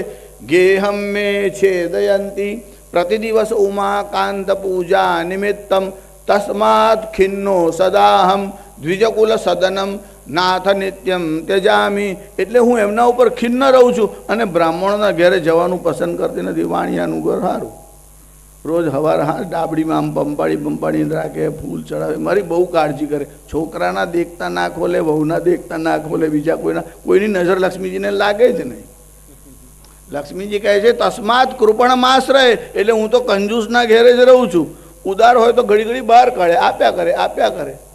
સા પત્ન્યાત પંડિતમ અપી, પંડિતોને ઘેર જવું તો સરસ્વતી તો છે જ, એટલે બીજી પત્ની હોય એવી મારી ગૌણ સ્થિતિ થઈ જાય. સા પત્ન્યાત પંડિતમ અપી, અને શૂરવીર હોય તો મરવા મારવાની વાત કરે. આ ક્ષત્રિયો લડવા માટે ઘડી ઘડી નીકળી પડે અને યુદ્ધમાં જઈને મરીને આવે તો મારી સ્થિતિ કેવી થાય? ત્યારે જેનો માલિકનું જ ઠેકાણું નહીં કે એનું આયુષ્ય શું, એટલે ક્ષત્રિયોને ત્યાં ફાવે નહીં. બ્રાહ્મણો સરસ્વતીને લઈને સવારથી મંડે, એમને ત્યાં ફાવે નહીં. ત્યારે બાકી કોણ રહે? વાણિયા લોકો બહુ સારા, એટલે વાણિયા ઉપર લક્ષ્મીજીની બહુ કૃપા. હા, પણ લક્ષ્મી આવે પછી નારાયણને ભૂલી જાઓ તો લક્ષ્મી નારાજ થાય છે. ત્યારે ભગવાને કહ્યું કે ભલે તને બ્રાહ્મણોથી આપત્તિ હોય, પણ એક કામ કરજે, જ્યારે જ્યારે બ્રાહ્મણો બોલાવે અને બ્રાહ્મણોને ઘેર પ્રસંગ હોય ત્યારે તારે પહોંચી જવું. એટલે બ્રાહ્મણોને ઘેર વિવાહ હોય, યજ્ઞ હોય, કોઈ પણ પ્રસંગ હોય ત્યારે ક્યાંથી ને ક્યાંથી વ્યવસ્થા થઈ જ જાય. એટલે ભગવાને એવું કહ્યું એટલે લક્ષ્મીજીએ કીધું સારું, તમે કહો છો તો જ્યારે જ્યારે બ્રાહ્મણોને જરૂર પડશે ત્યારે હું એમની ઘેર વગર બોલાવે પહોંચી જઈશ, એમનું કોઈ કામ નહીં થાય એની ખાતરી. એટલે લક્ષ્મીજીએ ભગવાનને વરદાન આપ્યું. સારું, ભૃગુ નામના ઋષિ કે જેમને વક્ષમાં પ્રહાર કરેલો, એ ભૃગુ ઋષિએ સાંભળ્યું કે લક્ષ્મીજી નારાજ થયા છે અને એવું કહે છે બ્રાહ્મણોના ઘેરે નહીં જવું. ત્યારે ભૃગુ ઋષિએ નારાયણને કહ્યું, હું એક એવા ગ્રંથની રચના કરીશ, એનો અભ્યાસ જે બ્રાહ્મણો કરશે તેના ઘેરે લક્ષ્મીજીને જવું પડશે. અને ભૃગુ ઋષિએ એવા ગ્રંથની રચના કરી, તેનું નામ છે ભૃગુ સંહિતા. એ જ્યોતિષનો ગ્રંથ છે. એનું કારણ એવું છે કે જેને ધનની બહુ આકાંક્ષા હોય ને, એ જેને તેને હાથ બતાવશે, કુંડલી બતાવશે, એટલે મારી પાસે આવશે, એટલે દક્ષિણા મૂક્યા વગર જાય જ નહીં. આજે પણ લોકોને ભગવાન જોઈતો નથી, લક્ષ્મી જોઈએ છે. એટલે ઈશ્વર ક્યારે મળશે એવું કોઈ પૂછતા નથી, પણ ધન ક્યારે મળશે, સંપત્તિમાં વધારો ક્યારે થશે, પ્રમોશન ક્યારે મળશે, ઇન્ક્રીમેન્ટ ક્યારે મળશે, ગાડી ક્યારે આવશે, બંગલો ક્યારે થશે, આવા જ મોટા ભાગના પ્રશ્ન જ્યોતિષમાં આવે. કોઈ એવું પૂછવા માટે આવ્યું કે ઈશ્વર ક્યારે મળશે? ઈશ્વરની જરૂર લાગતી જ નથી. ગોપીઓની સાથે ભગવાન ક્રીડા કરવા લાગ્યા, ભગવાન રાસ રમવા લાગ્યા. ગોપીઓના મનમાં આવો ભાવ આવ્યો, ભગવાન અમારી જોડે છે અને અમારી મહિમા કેવી છે, એટલે ભગવાન અદૃશ્ય થયા. આ ગોપીઓ ઈશ્વરના ભગવાનના વિરહમાં જે ગીત ગાય છે એનું નામ ગોપી ગીત છે. ગોપી ગીત એક સ્વતંત્ર વિષય છે, બહુ મોટો વિષય છે. એના ઉપર તો અમે સ્વતંત્ર પ્રવચનો પણ કર્યા છે. હજુ તો અમે સંપૂર્ણ વિષય લઈ શક્યા નથી. પણ એમાં ગોપી આવું કહે છે કે તવ કથામૃતમ તપ્ત જીવનમ કવિભિરીડિતમ કલ્મષાપહમ. તવ કથામૃતમ તપ્ત જીવનમ કવિભિરીડિતમ કલ્મષાપહમ. તવ કથામૃતમ, એ પ્રભુ તમારી જે કથા છે તે કેવી છે? એ અમૃત જેવી છે. તવ કથામૃતમ તપ્ત જીવનમ, જેના જીવનમાં તાપ બહુ છે, સંતાપ બહુ છે. જો તાપ એ પાપનું ફળ છે. તમે પાપ કરો એનું ફળ શું છે? તાપ. એ તાપ એટલે આ ગરમીથી જે તાપ લાગે છે ગ્રીષ્મ ઋતુમાં, એ તાપ તો ખરો જ, પણ તાપ ત્રણ પ્રકારના છે: આધ્યાત્મિક, આદિ ભૌતિક અને આદિ દૈવિક. આ ત્રણેય પ્રકારના તાપ જેનાથી પીડા અને કષ્ટ થાય છે, એ તાપ એ પાપનું ફળ છે.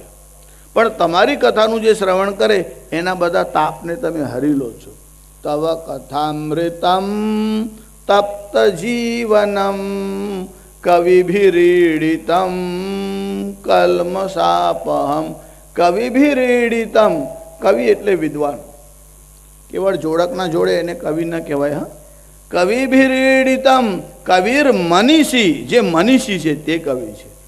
અને એવા વિદ્વાનોએ તમારા સ્વરૂપના ગુણાનુવાદ ગાયા છે કે કવિભિરીડિતમ, એ તમારા ગુણાનુવાદ કેવા છે? કલ્મષાપહમ, કલ્મષ એટલે પાપ. તમારા ગુણોનું જે ગાન કરે છે તેના બધા પાપ હરાઈ જાય છે. એમ ગોપીઓએ આ ગીતમાં ભગવાનના ગુણાનુવાદ ગાયા છે. વિસ્તારથી આ વિષયને લઈએ તો આગળના વિષયોમાં પહોંચી ન શકીએ, પણ ગોપીઓએ આ ગીત ગાયું અને ભગવાન પાછા આવ્યા. આ રાસ પંચાધ્યાયમાં ભગવાન ગોપીઓ સાથે ક્રીડા કરે છે. એમાં એવું વર્ણન આવે છે કે ભગવાને ગોપીઓના અધરામૃતનું પાન કર્યું. જો જે લોકો સાધારણ ભાષા જાણતા હોય ને તે એમાંથી અનર્થ નિર્માણ કરે છે. કેટલાક તો કહે છે જો ભગવાન આ ગોપીઓની સાથે નાચ્યા હતા, ભગવાને આટલા બધા વિવાહ કર્યા, ભગવાને ગોપીઓનું અધરામૃત પીધું.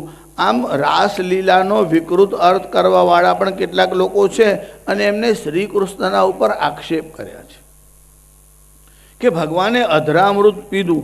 અધર શબ્દનો એક અર્થ થાય છે ઓષ્ઠ એટલે હોઠ.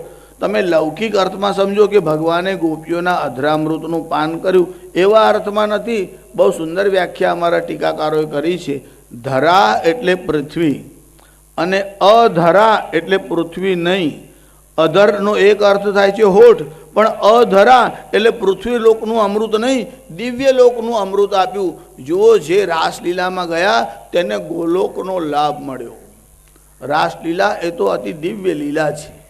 એ સાધારણ પુરુષનું જેવું તમે જેમ ફિલ્મમાં જુઓ કે કોઈ અભિનેતા અને અભિનેત્રી નાચે છે, એવી આ લીલા નથી. આ તો દિવ્ય લોકની ઘટના છે. અને રાસલીલામાં જીવ અને શિવનું મિલન છે. આ જીવ અનંત વર્ષોથી પરમાત્માથી વિખૂટો પડ્યો છે અને જીવના દુઃખનું કારણ પરમાત્માનો વિયોગ છે. હવે આ જીવના દુઃખનું નિવારણ કરવું હોય તો શું કરવાનું? પહેલાં દુઃખનું કારણ શોધી નાખો.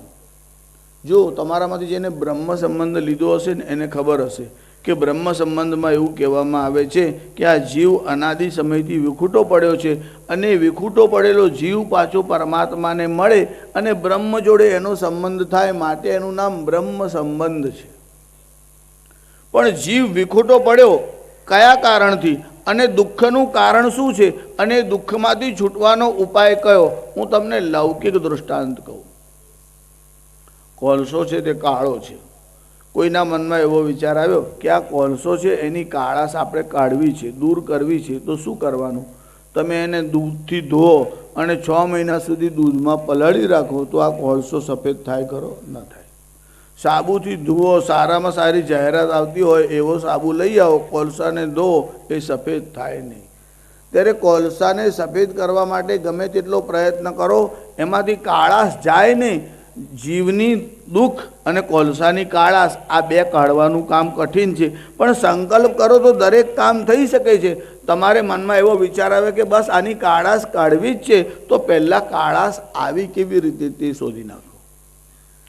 અગ્નિ અને લાકડાનો સંપર્ક થયો અને લાકડું આમ બળવા લાગ્યું. પછી આ લાકડું બળે એ પહેલાં લાકડાને હોલવી કાઢવામાં આવ્યું. જ્યારે લાકડું બળવા લાગ્યું ત્યારે એકદમ લાલ લાલ અગ્નિના જેવું સ્વરૂપ ધારણ કર્યું. પછી એને હોલવી નાખ્યું એટલે એનામાં કોલસામાં કાળાશ આવી. ત્યારે અગ્નિથી વિયોગ થયો એટલે કોલસામાં કાળાશ આવી. હવે અગ્નિ સાથે પાછો સંયોગ કરાવી દો તો એની કાળાશ ચાલી જશે. એટલે કોલસાને તમે સળગાવો, ભઠ્ઠીમાં નાખો એટલે એકદમ લાલ થાય અને પછી એ જ્યારે કોલસો જે દેવતા થઈ જાય પછી થોડી વાર શાંત થાય એટલે સફેદ દૂધ જેવી રાખ ભસ્મનું સ્વરૂપ ધારણ કરે. ત્યારે જે કાળો હતો તેનો રંગ સફેદ થયો. અગ્નિના વિયોગથી કાળાશ આવે છે અને અગ્નિના સંયોગથી કાળાશ ચાલી જાય છે. એમ દુઃખમાં પરમાત્માનો વિયોગ થાય એટલે જીવને દુઃખ આવે છે અને પાછો પરમાત્મા જોડે સંયોગ કરાવો એટલે દુઃખની નિવૃત્તિ થાય છે. દુઃખની આત્યંતિક નિવૃત્તિ બીજા કોઈ ઉપાયથી થઈ શકતી નથી. કેવળ પરમાત્માના ચરણોમાં જાઓ તો જ દુઃખની નિવૃત્તિ થાય છે. સંસારમાં બીજા જે ઉપાય છે એ ટાઈમ બિંગ છે, પરમેનન્ટ નિત્ય ઉપાય કોઈ છે જ નહીં. નિત્ય ઉપાય આ જ છે કે પરમાત્માના ચરણોનું સાનિધ્ય, એ જ દુઃખનું માત્ર કારણ છે. માટે અહર્નિશમ જ્યાં સુધી આયુષ્ય છે ત્યાં સુધી પરમાત્માનું સ્મરણ થવું જોઈએ. મધુરમ મધુરેભ્યોપી મંગલેભ્યોપી મંગલમ પાવનમ પાવનેભ્યોપી હરેર્નામૈવ કેવલમ. મધુરમાં મધુર શું છે, પાવનમાં પાવન શું છે અને મંગલમાં મંગલ શું છે? તો કહે છે હરેર્નામૈવ કેવલમ. ભગવાનનું નામ જ મધુરમાં મધુર છે. સ્મરણ કરવા યોગ્ય શું છે? ગોવિંદ દામોદર માધવેતી શ્રી કૃષ્ણ ગોવિંદ હરે મુરારે.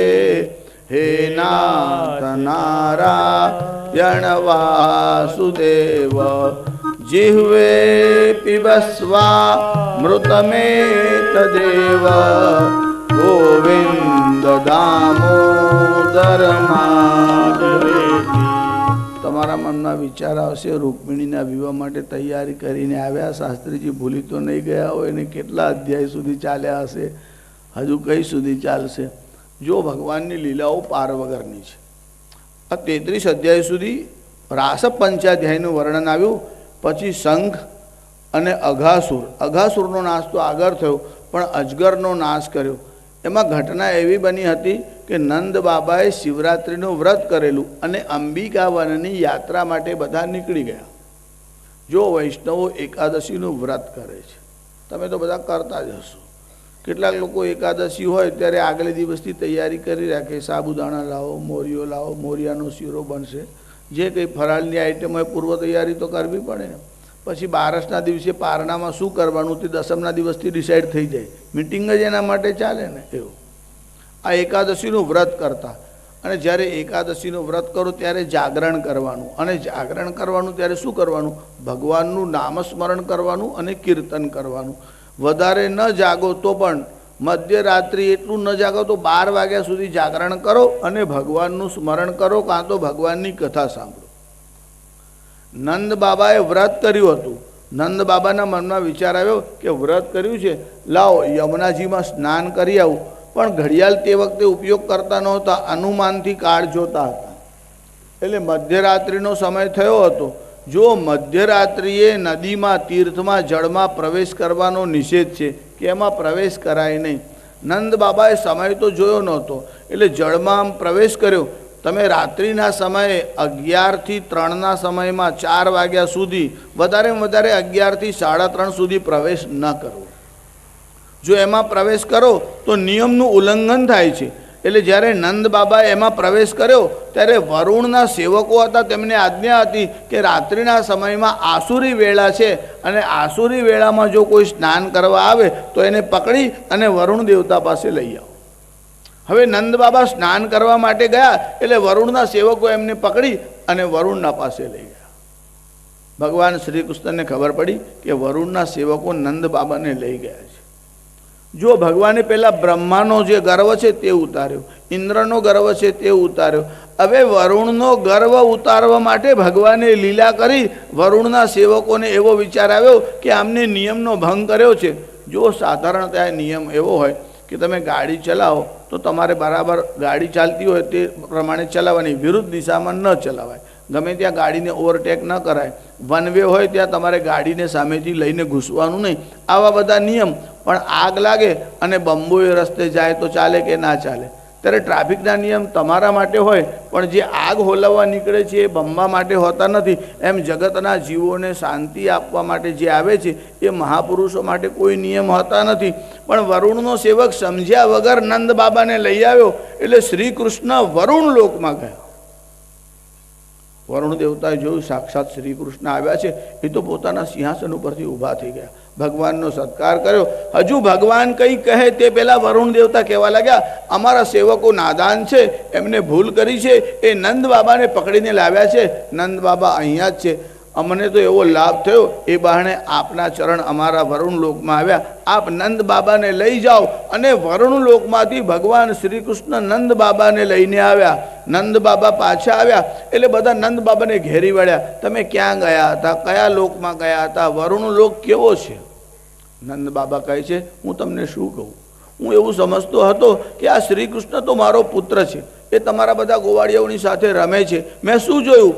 વરુણ લોકમાં ગયો ત્યારે વરુણ અને એની સાથે જેટલા દેવતાઓ હતા એ બધા તો શ્રી કૃષ્ણની સ્તુતિ કરતા હતા. જેને હું મારો બાળક સમજું છું, વરુણ આદિ દેવતાઓ એની સ્તુતિ કરે છે. અરે આ કોઈ સાધારણ બાળક નથી, આ દિવ્ય બાળક છે, આ સાક્ષાત પરમાત્મા છે. ઋષિઓ બધા ત્યાં હાજર હતા. ઋષિએ કહ્યું કે આ તો પહેલેથી જ દિવ્ય છે. કેટલાક તો કહેવા લાગ્યા, હા હા, અમને પણ શંકા પડેલી, આ નાનો હતો અને એકવાર આમ પગ ઊંચો કર્યો તો આખું ગાડું ઉલટાવી દીધેલું. ભગવાને શકટાસુરનો વધ કર્યો, 6 દિવસની અવસ્થામાં પૂતનાનો વધ કર્યો અને તૃણાવર્તનો વધ કર્યો. ભગવાનની અવસ્થા કેટલી હતી જ્યારે ગિરિરાજને ઉપાડ્યો. ભગવાને નાનપણમાં જ આવી બધી લીલાઓ કરી હતી. ભગવાન હોવાનો દાવો કરવો તે જુદો, અને એવું ઐશ્વર્ય અને સામર્થ્ય હોવું તે જુદી વાત છે. આ બધા જે ભગવાન છે ને, એમના ચરણના ચિહ્ન જોઈ આવજો. ભગવાનના ચરણમાં ચક્રનું ચિહ્ન છે. આ બધા તો ઘનચક્કર છે. ચક્ર જુદું અને ઘનચક્કર જુદા. ભગવાનના ચરણ ચિહ્ન કેવા છે? જ્યારે ભગવાન આદ્ય શંકરાચાર્યે ભગવાનની શ્રી કૃષ્ણની સ્તુતિ કરી અને શ્રી કૃષ્ણનું પ્રાગટ્ય થયું ત્યારે ભગવાન શંકરાચાર્યે તેમના ચરણમાં કેવા ચિહ્ન જોયા તેમને લખ્યું ધ્વજ વજ્રાંકુશ પાદા મુરલી ગાન વિનોદા નારાયણ નારાયણ જય ગોવિંદ હરે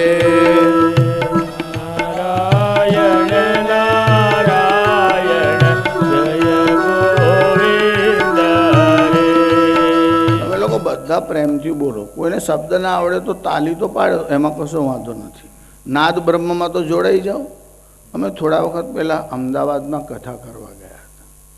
થોડી વાર થાય એટલે કીર્તન જરા ભગવાનનું નામ થાય એટલે પાછી જરા સ્ફૂર્તિ આવી જાય. નહીં તો કેટલીક રોટલીઓ આમ ચોંટી જાય, અટામણ ભભરાવવું પડે તો જ ફરતી રહે. એમ કેટલાક કથામાં સમાધિમાં જતા રહે. જરા કીર્તન આવે એટલે પાછા જરા સાવધાન થાય. એટલે આમ આગળ બધા નજીક આમ લોકો બેઠેલા, એમાં એક કાકા બેઠા. આમ તાલી પાડે, માથું હલાવે, પણ મોઢું ના ખોલે. એટલે મારું ધ્યાન ગયું કે આ તાલી તો બરાબર તાલમાં પાડે છે પણ મોઢું ખોલતા નથી. એટલે મેં આમ સંકેત કર્યો કે કીર્તન કરો ને આમ, એટલે બધાના તરફ ઇશારો કર્યો પણ હાથ ગયો તો એમના તરફ. હવે એમને તો એક શાસ્ત્રીજી કહે છે તો આપણે બોલીએ. એટલે હું કીર્તન કરાવતો હતો. એમાં મેં એવું કીધું, શ્રીમન નારાયણ નારાયણ નારાયણ શ્રીમન નારાયણ નારાયણ. અને આ લલ્લુએ શરૂ કર્યું ચીમન નારાયણ નારાયણ. મારા મનમાં તો ચીમન નારાયણ કોણ આવ્યા? પછી મને એમ થયું કે કદાચ એમને બરાબર સંભળાતું નહીં હોય, કાનનું કાચું હશે. એટલે મેં જરા સહેજ જોરથી બોલવાની શરૂઆત કરી, શ્રીમન નારાયણ નારાયણ નારાયણ શ્રીમન નારાયણ નારાયણ નારાયણ. એટલે પેલો જોરથી બોલે ચીમન નારાયણ, પણ બોલે તો ચીમન જ. એટલે મારા મનમાં થયું કાનનું કાચું નહીં હોય, જીભનું કાચું હશે. કોઈ કોઈ લોકોને અમુક શબ્દ બોલતા ન ફાવે ને, એટલે મને એમ થયું કે અમુક ઉચ્ચારણ નહીં ફાવતું હોય એટલે ચીમન નારાયણ બોલતા હશે. એના કરતાં આપણે લાઈન બદલી દઈએ ને, હવે એમનો ઉચ્ચાર સુધરે તેની રાહ ક્યાં જોવાની. એટલે મેં આગળની બીજી લાઈન બોલવા માંડી. એટલે મેં આરામ કર્યો, ભજમન નારાયણ નારાયણ નારાયણ ભજમન નારાયણ નારાયણ નારાયણ. આને શરૂ કર્યું દુશ્મન નારાયણ. હું બોલું ભજમન, ત્યારે પેલો બોલે દુશ્મન. તો આને નારાયણ જોડે કેમ દુશ્મનાવટ થઈ હશે? શ્રીમન નારાયણ બદલી નાખ્યું, ભજમન નારાયણ બોલ્યો તો કે દુશ્મન નારાયણ. તો એના કરતાં આપણે ધૂન જ બદલી નાખો ને, કીર્તનનો આટલા બધા છે, કોઈ પણ બીજું બોલો. એટલે મેં એક બીજી લાઈન ઉપાડવા માંડી અને નવું ભજન શરૂ કર્યું. વાતે વડા થાય નહીં, વાતે વડા. પેલો લલ્લુ ગાય રાતે વડા થાય નહીં, રાતે વડા. મેં કીધું વાતે વડા થાય નહીં, એને એમ કે રાતે વડા ખાઈએ તો સવારે દોડવું પડે. એટલે એ બોલે રાતે વડા થાય નહીં, રાતે વડા થાય નહીં. હું પેલી કવિતા ભણેલો ને નાનપણમાં, પેલી કરોડિયાવાળી તમે લોકો પણ ભણ્યા હશે ને, કરતા જાળ કરોડિયો. વારંવાર પેલો પડે ને પછી ફરી ટ્રાય કર્યો, ફરી ટ્રાય કર્યો, ટ્રાય અગેન એન્ડ અગેન. ત્યારે મારા મનમાં થયું આપણે ફરી ટ્રાય કરીએ, કદાચ જીતી જઈએ, બાકી આ જીતવા દે એવો લાગતો નથી. પણ આપણે હાર્યા નહીં હિંમત, અને વિચાર્યું કે નવું ભજન બોલીએ. એટલે વળી પાછું એક નવું ભજન બોલવાની શરૂઆત કરી કે થાવું ગમે મને, થાવું ગમે, થાવું ગમે. હા, અને પેલો લલ્લુ કે ખાવું ગમે મને, ખાવું ગમે. હવે હું બોલું થાવું અને પેલો કે ખાવું. મેં કીધું આને તો નક્કી જ કર્યું છે કે મહારાજને નહીં જીતવા દઉં. બહુ કષ્ટ આપ્યું મગજને, બહુ કષ્ટ આપ્યું. તો બીજી લાઈન બોલું કે જેમાં ગોટાળો ના કરે એવું કોઈ ભજન બોલું. એટલે આમ યાદ કરી અને એક બીજા ભજનની લાઈન ઉપાડી કે વૃંદાવનમાં વાલો વાંસળી વગાડે, વૃંદાવનમાં વાલો વાંસળી વગાડે, વૃંદાવનમાં વાલો વાંસળી વગાડે, વૃંદાવનમાં વાલો વાંસળી વગાડે. અને લલ્લુએ શરૂ કર્યું વૃંદાવનમાં વાલો તાંસળી વગાડે. હવે હું વાંસળી વગાડું, પેલો તાંસળી વગાડે. આંધળો સસરો બહેરી વહુ કથા સાંભળવા ચાલ્યા સૌ, કહ્યું કશું ને સાંભળ્યું કશું, આંખનું કાજળ ગાલે ઘસ્યું. કીર્તન બધાએ બોલવાનું, આવડે તો ભલે, નહીં તો ખાલી તાલી પાડતા રહેવાનું. શ્રીમન નારાયણ નારાયણ નારાયણ, શ્રીમન નારાયણ નારાયણ નારાયણ, શ્રીમન નારાયણ નારાયણ નારાયણ, શ્રીમન નારાયણ નારાયણ નારાયણ, લક્ષ્મી નારાયણ નારાયણ નારાયણ, લક્ષ્મી નારાયણ નારાયણ નારાયણ, સૂર્ય નારાયણ નારાયણ નારાયણ, સૂર્ય નારાયણ નારાયણ નારાયણ, અગ્નિ નારાયણ નારાયણ નારાયણ, અગ્નિ નારાયણ નારાયણ નારાયણ, નર નારાયણ નારાયણ નારાયણ, નર નારાયણ નારાયણ નારાયણ, યજ્ઞ નારાયણ નારાયણ નારાયણ. ભાગવત ભગવાન કી, શ્રી સુખદેવજી મહારાજ કી. વરુણ લોકમાંથી નંદ બાબાને પાછા લાવ્યા. આ અંબિકા વનની યાત્રા દરમિયાન નંદ બાબા અને ગોપ બાળકો બધા સૂતા હતા. ત્યારે ત્યાં ઠંડી હતી એટલે જરા લાકડા આમ દૂર સળગાવેલા હતા અને ત્યાં સૂતા હતા. એટલામાં એક અજગર આવ્યો અને નંદ બાબાને ગળવા લાગ્યો. બધાએ બૂમાબૂમ કરી, પણ રક્ષા કોણ કરી શકે? એટલે બધા આપત્તિમાં આવે ત્યારે ભગવાનને યાદ કરે. એટલે શ્રી કૃષ્ણને આ ગોપ બાળકો યાદ કરવા લાગ્યા. જે સમગ્ર સંસારની પીડા નિવારણ કરવાને માટે આવ્યા એ પિતાના કષ્ટનું નિવારણ ન કરે.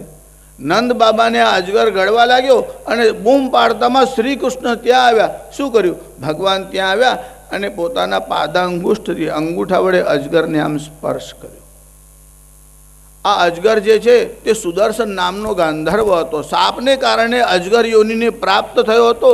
એને એવું કહેવામાં આવ્યું કે જ્યારે ભગવાનના ચરણરજનો સ્પર્શ થશે ત્યારે તારી સદગતિ થશે.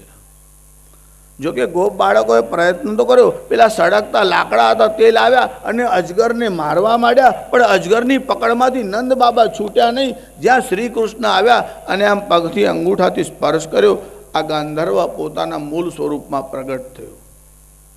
નંદ બાબાને ગળવાની ઈચ્છાથી નહોતો આવ્યો, પ્રભુ આપની ચરણરજ લેવાના માટે આવ્યો છું. ભગવાનની ચરણરજ પ્રાપ્ત થાય તો શું નથી થઈ શકતું? અરે અહલ્યા પણ ભગવાનની ચરણરજથી જ સદગતિને પ્રાપ્ત થયા હતા. અને ગૌતમ મુનિએ શાપ આપ્યો ત્યારે અહલ્યા પથ્થરના રૂપમાં આવ્યા, શલ્યના રૂપમાં આવ્યા અને રામજી ત્યાં આવ્યા. રામજી તો મર્યાદા પુરુષોત્તમ છે, કોઈ સ્ત્રીને સ્પર્શ કરતા નથી, પગ લગાડતા નથી. કેવળ રામજી યાત્રા દરમિયાન ગયા અને હવાને કારણે રામજીના ચરણની રજ ઉડી અને આ અહલ્યા જે શલ્યના રૂપમાં ત્યાં પડેલી હતી એના ઉપર ચરણરજ પડી અને ચરણરજ પડતા જ એમાંથી અહલ્યા બેઠા થયા. ભગવાનને પ્રણામ કર્યા અને આ અહલ્યા આવું ભગવાનની સ્તુતિ કરવા લાગ્યા કે ભગવાનની ચરણરજ મને પ્રાપ્ત થઈ. ખરેખર હું ભાગ્યશાળી છું કે જેના ચરણમાંથી ગંગાજી પ્રગટ થયા છે, એની ચરણરજ મને પ્રાપ્ત થઈ.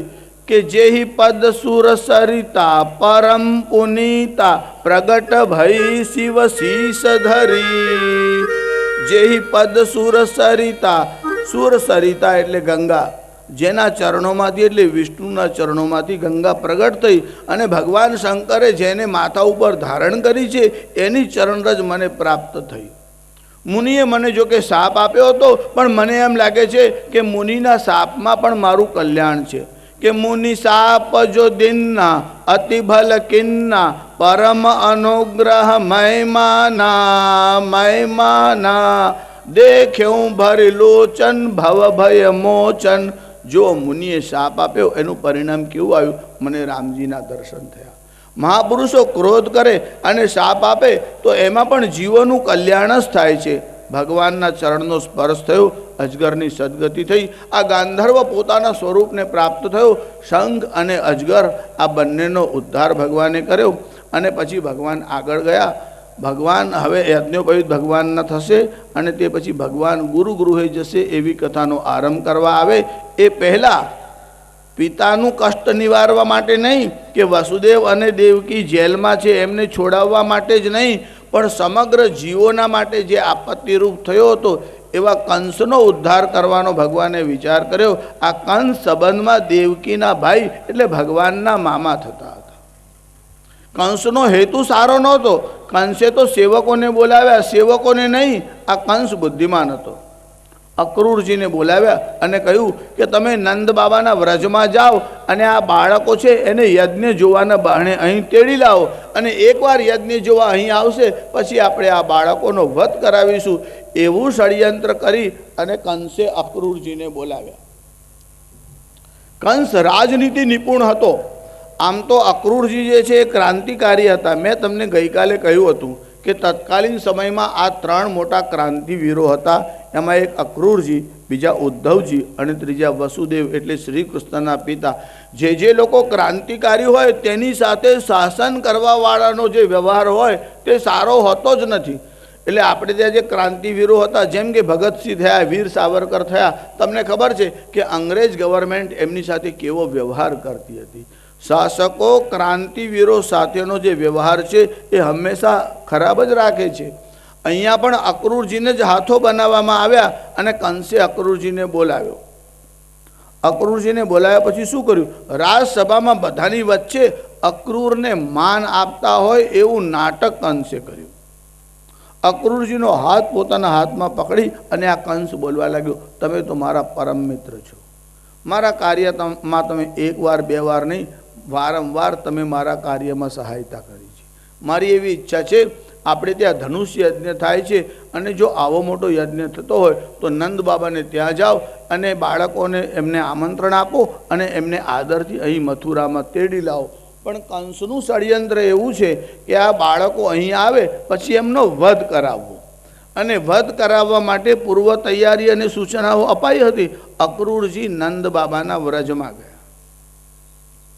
અક્રૂરજી પરમ ભગવદી છે, ભાગવત છે. અક્રૂરજી ત્યાં ગયા, પોતાનો રથ બહાર ઊભો રાખ્યો. ગોપીઓના મનમાં થયું આ તો શ્રી કૃષ્ણનો હોય એવો રથ છે. એમનો રથ સોનાનો હતો. આવો રથ જોઈને પહેલાં તો એવો વિચાર આવ્યો કદાચ ભગવાન આવ્યા હશે. બધા સવારે ત્યાં ભેગા થયા.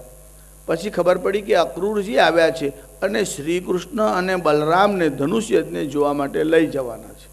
નંદ બાબાને મળ્યા, યશોદા સાથે મળ્યા, અક્રૂરજીનો વાર્તાલાપ થયો. બધાને બહુ પ્રસન્નતા થઈ.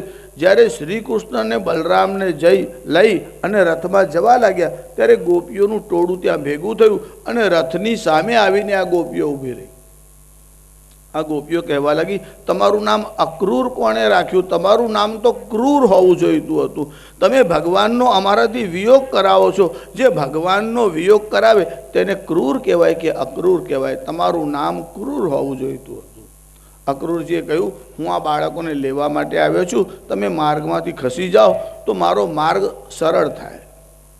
સાધારણતઃ મર્યાદા એવી હતી પહેલાં કે વડીલો બેઠા હોય ત્યારે સ્ત્રીઓ જે છે અને વિવાહિત સ્ત્રીઓ છે એ સામે આવીને ઊભી ન રહે, અને સામે આવે તો પણ માથે ઓઢીને ઊભી રહે એવી મર્યાદા હતી. હવે વડીલો બધા હાજર છે છતાં ગોપ વધુઓ બધી ત્યાં ઊભી છે. એનું કારણ ભગવાન જાય છે એનો વિયોગ સહન થતો નથી. એટલે બીજું કાંઈ ધ્યાન રહ્યું નહીં કે વડીલો ઊભા છે અને અમે અહીંયા માર્ગમાં ઊભા છે. ગોપીઓ આવી અને માર્ગમાં ઊભી રહી. વેદવ્યાસ લખે છે આ ગોપીઓની સ્થિતિ કેવી છે? નિવારયામ સમુપેત્ય માધવમ કિમ નો કરિષ્યન કુલવૃદ્ધ બાંધવા મુકુંદ સંગાન નિમિષાર્ધ દુસ્ત્યજાદ દૈવેન વિદ્વં શિતદીન ચેતસામ નિવારયામ સમુપેત્ય માધવમ. બધા એવું કહે છે કે તમે જાઓ, અમારે ભગવાનને લઈને જવું છે, પણ અમારી સ્થિતિ એવી છે કે ભગવાનનો વિયોગ અમારાથી ક્ષણભર નાના. નિમેષાર્ધ એટલે અડધી નિમેષ. આ આંખનો જે પલકારો થાય એમાં જે સમય લાગે તેને કહેવાય નિમેષ. પણ મુકુંદ સંગાન નિમિષાર્ધ દુસ્ત્યજાદ. હે અક્રૂર, આ શ્રી કૃષ્ણનો વિયોગ તો અડધી નિમિષ માટે થાય એ પણ અમારાથી સહન થઈ શકે એમ નથી. મુકુંદ સંગાન નિમિષાર્ધ દુસ્ત્યજાદ દૈવેન વિદ્વં શીતદીન ચેતસામ. અરે આ દૈવે કેવી રચના કરી છે. પહેલાં તો જેની સાથે પ્રેમ હોય તેની સાથે સંયોગ થતો નથી. પહેલાં તો સંયોગ ન થાય તો સારું, અને સંયોગ થાય તો પ્રેમ ન થાય, અને પ્રેમ થાય તો વિયોગ ન થાય. હવે આ શ્રી કૃષ્ણનો વિયોગ અમારાથી સહન થતો નથી. આ ગોપીઓ કહેવા લાગી, અમારા ઉપરથી રથ ચલાવો અને તમે જાઓ, પણ શ્રી કૃષ્ણને કાં તો અહીં મૂકીને જાઓ. અક્રૂરજીએ કહ્યું કે ના, હું એમને લેવા આવ્યો છું એટલે છોડી ન શકું. ભગવાન શ્રી કૃષ્ણ અને બલરામ અક્રૂરની સાથે ગયા. જ્યારે અક્રૂરની સાથે ગયા ત્યારે એમને યમુના જળમાં શ્રી કૃષ્ણના દર્શન થયા. શ્રી કૃષ્ણની સ્તુતિ કરી અક્રૂરની સાથે નગરમાં પ્રવેશ કર્યો. જ્યારે ભગવાન શ્રી કૃષ્ણ બલરામ એટલે મોટા ભાઈની સાથે જવા લાગ્યા અને નગરમાં પ્રવેશ કર્યો ત્યારે પહેલાં માળીના ઘેરે ગયા, જે ભગવાનના માટે વિવિધ પ્રકારની ફૂલની માળાઓ બનાવતા હતા. તે માળીને જઈને કહ્યું કે અમને આ માળા આપો, અને પેલા માળીએ ભગવાનને માળા આપી.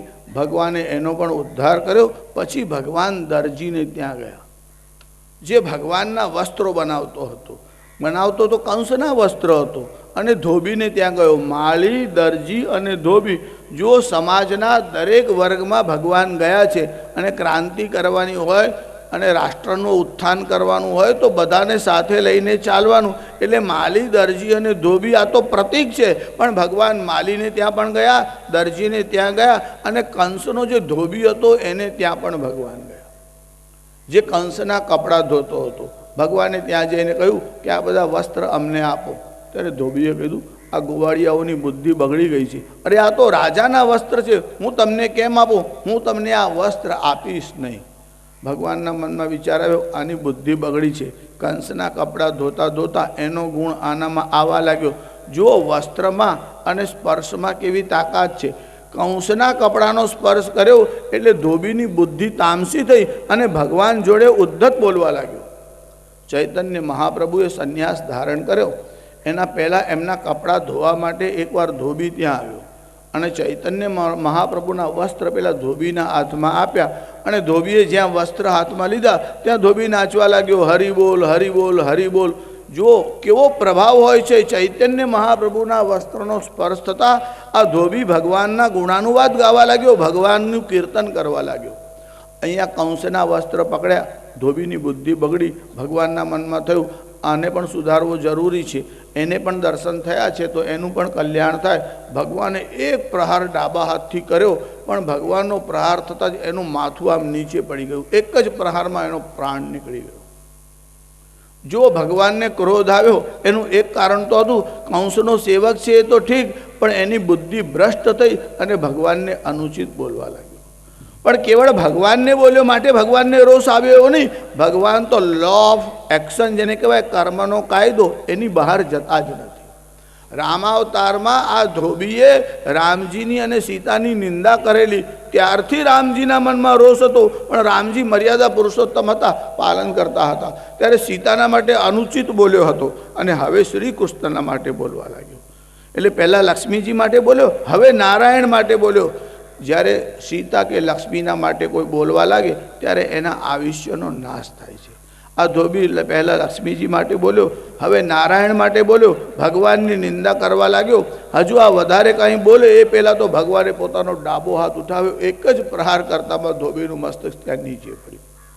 ભગવાને એ કપડાં લીધા. જો ભગવાનને રાજાના કપડાં પહેરવા નથી, ભગવાનને કપડાની આવશ્યકતા નથી. ભગવાન શ્રી કૃષ્ણની તો પ્રતિજ્ઞા છે, સીવેલું વસ્ત્ર પહેરીશ નહીં, પગમાં જોડા પહેરીશ નહીં, વાળ કપાવીશ નહીં, અને યુદ્ધમાં શસ્ત્ર ઉઠાવીશ નહીં. ભગવાને વાળ મોટા રાખ્યા હતા. એટલું જ નહીં, ભગવાને શસ્ત્ર નહીં ઉઠાવવું એવી પ્રતિજ્ઞા કરી, પણ બીજા ભક્ત એટલે પિતામહ ભીષ્મની પ્રતિજ્ઞા સાચી કરવાને માટે ભગવાને શસ્ત્ર ઉઠાવ્યું હતું. ભગવાન પાદત્રાણ જ્યાં સુધી ગાયોની સેવા કરવા રહ્યા, ભગવાન ખુલ્લા પગથી પાછળ ગયા હતા. ભગવાને સીવેલું વસ્ત્ર પહેર્યું નથી, ખાલી વસ્ત્ર આમ નાખતા. કંસના વસ્ત્ર લીધા અને ભગવાને શું કર્યું? ગોવાળિયાઓને પહેરાવી દીધા. ભગવાને પોતે લીધા નથી, ગોવાળિયાઓને ધારણ કરવા માટે આપ્યા. અંગ્રેજોએ આ પૃથ્વી જે છે ને એના 84% 84% ભૂમિ ઉપર અંગ્રેજોએ શાસન કર્યું. આ એલિઝાબેથનું નામ તમને ખબર છે? બ્રિટન છે તો બહુ નાનું, યુરોપમાં જે કન્ટ્રી એટલે રાષ્ટ્ર છે ને એ ઉત્તર પ્રદેશ કરતાં પણ નાના નાના રાષ્ટ્રો છે, છતાં પણ એમને રાજ્ય આખી પૃથ્વી ઉપર કર્યું. એટલે તે કાળે એવું કહેવાતું કે એમનો સૂર્ય અસ્ત થતો નથી, એક જગ્યાએ ઉગે અને અસ્ત થાય ત્યાં બીજે પણ એમનું જ શાસન હોય. ત્યારે આ બ્રિટિશરો બહુ બુદ્ધિમાન હતા, કેટલીક વસ્તુઓ એમને ભારતમાંથી આવી અને શીખી લીધી, પણ ગુણગ્રાહી વૃત્તિવાળા હતા. પોતાના કામની વાત હોય તો તરત પકડી લે. એમને જોયું કે ભગવાન શ્રી કૃષ્ણે શું કર્યું, કંસ રાજા છે અને એનો વધ કરતાં પહેલાં એની પ્રતિષ્ઠા ખલાસ કરી. એટલે શું કર્યું, રાજાના કપડાં હતા તે ગોવાળિયાઓને પહેરાવી દીધા, એટલે રાજાની પ્રતિષ્ઠા ન રહે. બાકી રાજા અને રાષ્ટ્રધ્વજનો કોઈ અનાદર કરે તો બુદ્ધિમાન માણસ હોય અથવા દેશભક્ત હોય તે એને સહન કરી શકતો નથી. આજકાલ લોકો કોઈ કોઈ જગ્યાએ રાષ્ટ્રધ્વજને બાળવા લાગ્યા છે, રાષ્ટ્રધ્વજનો અનાદર થાય છે, તે વાત બરાબર નથી.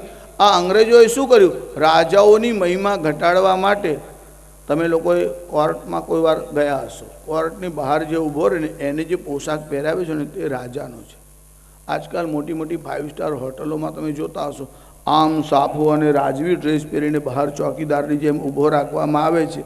એ આ અંગ્રેજોના આવ્યા પછી થયું. વસ્તુતઃ રાજાઓ જેવો પોશાક એને પહેરાવવાની જરૂર નથી, પણ રાજાઓની પ્રતિષ્ઠા કરવા માટે અને લોકશાહીના બહાને રાજાઓ પાસેથી બધાના રાજ્ય છીનવી લેવાના એવા ષડયંત્રના ભાગરૂપે અંગ્રેજોએ આ કામ કર્યું હતું. બુદ્ધિમાન પ્રજા હતી. આજે પણ તમે જુઓ વિશ્વભરમાં પોશાક કોનો ચાલે છે, અંગ્રેજોનો.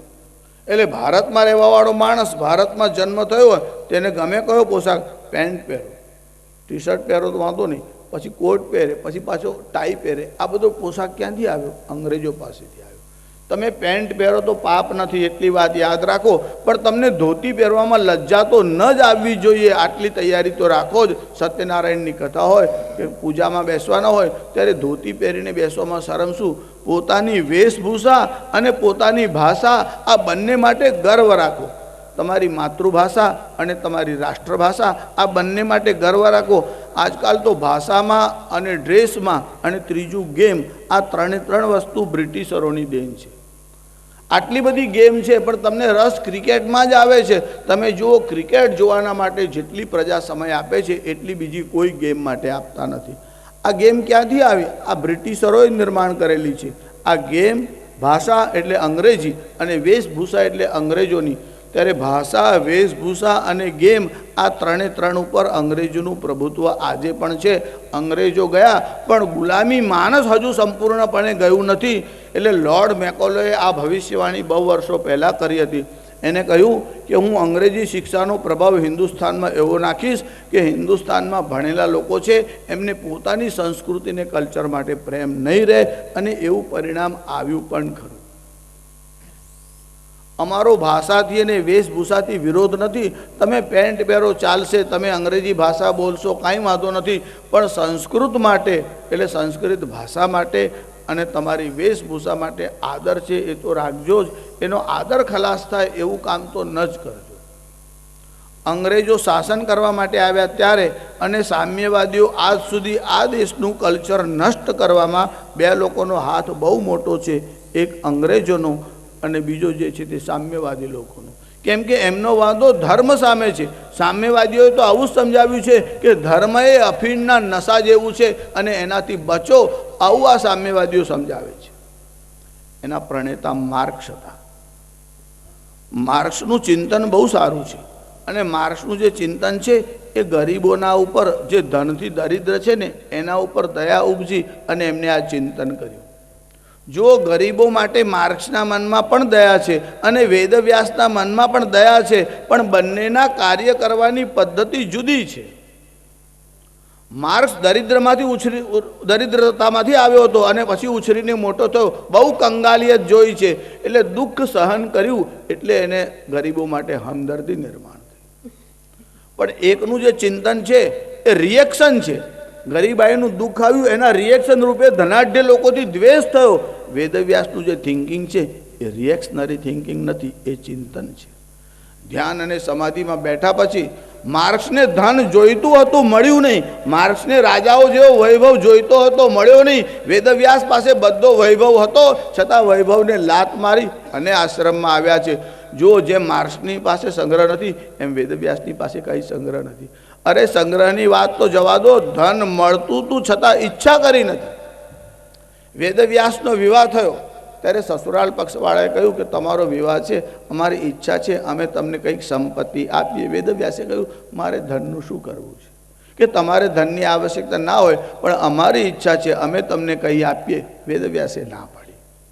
એવું કીધું કે આપ બ્રાહ્મણ છો, ધનનો સંગ્રહ કરતા નથી, તપસ્વી છો, પણ કોઈ જગ્યાએ કુટીર બનાવીને રહેશો તો પાણીનો એકાદ કલશ કે લોટો અમે આપીએ તો એ તો રાખો, અને સોનાનો ન આપીએ, કેવળ તાંબાનો આપીએ, તમારા પૂજાના કામમાં આવશે. વેદવ્યાસે કહ્યું ભગવાને 2 હાથ આપ્યા છે, લોટાની શું જરૂર છે? નદીના કિનારા પર રહું છું, જ્યારે ઈચ્છા થાય ત્યારે જળ લઈને પી લઉં છું. જેમનો વૈરાગ્ય આવો છે, જેને એક કલશની ઈચ્છા રાખી નથી, એટલે એક ત્યાગને કારણે મોટા થયા છે અને એકને સમાજે આપ્યું નથી અને પોતાના પરિશ્રમથી મેળવી શક્યા નથી, એ ગરીબાઈમાંથી ઉછરીને આવ્યા. ટૂંકમાં બંનેને ગરીબો માટે પ્રેમ થયો, પણ એક થિંકિંગ જે છે તે રિએક્શનરી થિંકિંગ છે. ધનાઢ્ય લોકો માટે જે દ્વેષ થયો એમાંથી ચિંતન આવ્યું. હવે હમણાં કોમ્યુનિઝમ શું છે, સ્ટેટ કેપિટલિઝમ શું છે, કેપિટલિઝમ શું છે, પૂંજીવાદ શું છે, ડિક્ટેટરવાદ શું છે, આ બધા વિષયોમાં હમણાં ન જવાય, એટલો સમય પણ આપણી પાસે નથી. પણ ભારતમાં આ બધી જ વિચારધારાઓનો પ્રયોગ થયો છે, વિચાર થયો છે, અને શ્રેષ્ઠ પદ્ધતિ જે છે આપણે ત્યાં એ ડેમોક્રેસી તો ખરી જ, પણ રાજા તો આવશ્યક છે. નામનો પણ રાજા હોય તે આવશ્યક છે. જો રાજા ન હોય તો લોકશાહી પદ્ધતિ પણ બરાબર ન ચાલી શકે. એ આગળ સમય આવે તો તમને કદાચ કાલે થોડુંક કહીશ. તાત્પર્ય એવું કે કંસના કપડાં ધોબી પાસેથી લીધા, પોતા માટે નહીં, જે ગોવાળિયાઓ હતા તેને એ બધા ડ્રેસ પહેરાવ્યા અને ગોવાળિયાઓને લઈ અને ભગવાન શ્રી કૃષ્ણ ધનુષ્ય યજ્ઞ જ્યાં થતો હતો ત્યાં પ્રવેશ કર્યો. કંસે સૂચના આપેલી હતી, ચાણૂર અને મુષ્ટિક નામના મલ્લોને બોલાવ્યા અને કહ્યું કે જ્યારે મલ્લયુદ્ધ થાય ત્યારે આ બાળકોને મલ્લયુદ્ધના બાણે મારી નાખજો, આવો આદેશ આપવામાં આવ્યો. બલરામ અને શ્રી કૃષ્ણે રંગમંડપમાં પ્રવેશ કર્યો. ચાણૂર અને મુષ્ટિક નામના મલ્લો તૈયાર જ હતા. પછી એમને યુદ્ધ માટે, દ્વંદ્વ યુદ્ધ માટેનો આદેશ આપવામાં આવ્યો. જ્યારે ભગવાને પ્રવેશ કર્યો ત્યારે કંસ પોતાના સિંહાસન ઉપર સભામાં આમ બેઠો હતો. કંસની દૃષ્ટિ પડી. જો વેદવ્યાસે લખ્યું કે જ્યારે ભગવાનનો પ્રવેશ થયો ત્યારે ભગવાન કેવા દેખાતા હતા, એક જ સૂત્રમાં બધાની મનોવૃત્તિ કેવી છે તે વેદવ્યાસે લખ્યું. ત્યાં જે મલ્લો હતા એમને જોયું કે બલરામ અને શ્રી કૃષ્ણ આવે છે ત્યારે એમને શું દેખાયું કે મલ્લાનામ સનિર્નૃણામ નરવર સ્ત્રીણામ સ્મરો મૂર્તિમાન ગોપાનામ સ્વજનો સતામ ક્ષિતિભુજામ શાસ્તા સ્વપિત્રો શિશુ મૃત્યુર્ભોજપતેર વિરાડ વિદુષામ તત્વમ પરમ યોગિનામ વૃષ્ણીનામ પરદેવતેતિ વિદિતો રંગમ ગતસાગ્રજ. રંગમ એટલે જે સ્ટેજ બનાવેલું હતું તે. રંગમ ગત એ ધનુષ્ય યજ્ઞને જોવા માટે ભગવાન જ્યારે એમાં ગયા. સાગ્રજ, અગ્રજ એટલે મોટા ભાઈ બલરામ સાથે ભગવાને પ્રવેશ કર્યો અને મલ્લોનું ધ્યાન શ્રી કૃષ્ણના તરફ ગયું. મલ્લા નામ સનિર્નૃણામ. આ મલ્લોને એવું લાગ્યું જાણે કોઈ વજ્રના શરીરવાળા 2 બાળકો આવે છે. મલ્લોને ભગવાન વજ્ર જેવા દેખાયા. મલ્લા નામ સનિર્નૃણામ નરવર. ત્યાં જે રાજાઓ બેઠેલા હતા એમને લાગ્યું નરવર એટલે મનુષ્યમાં શ્રેષ્ઠ એવા કોઈ બંને બાળકો આવે છે.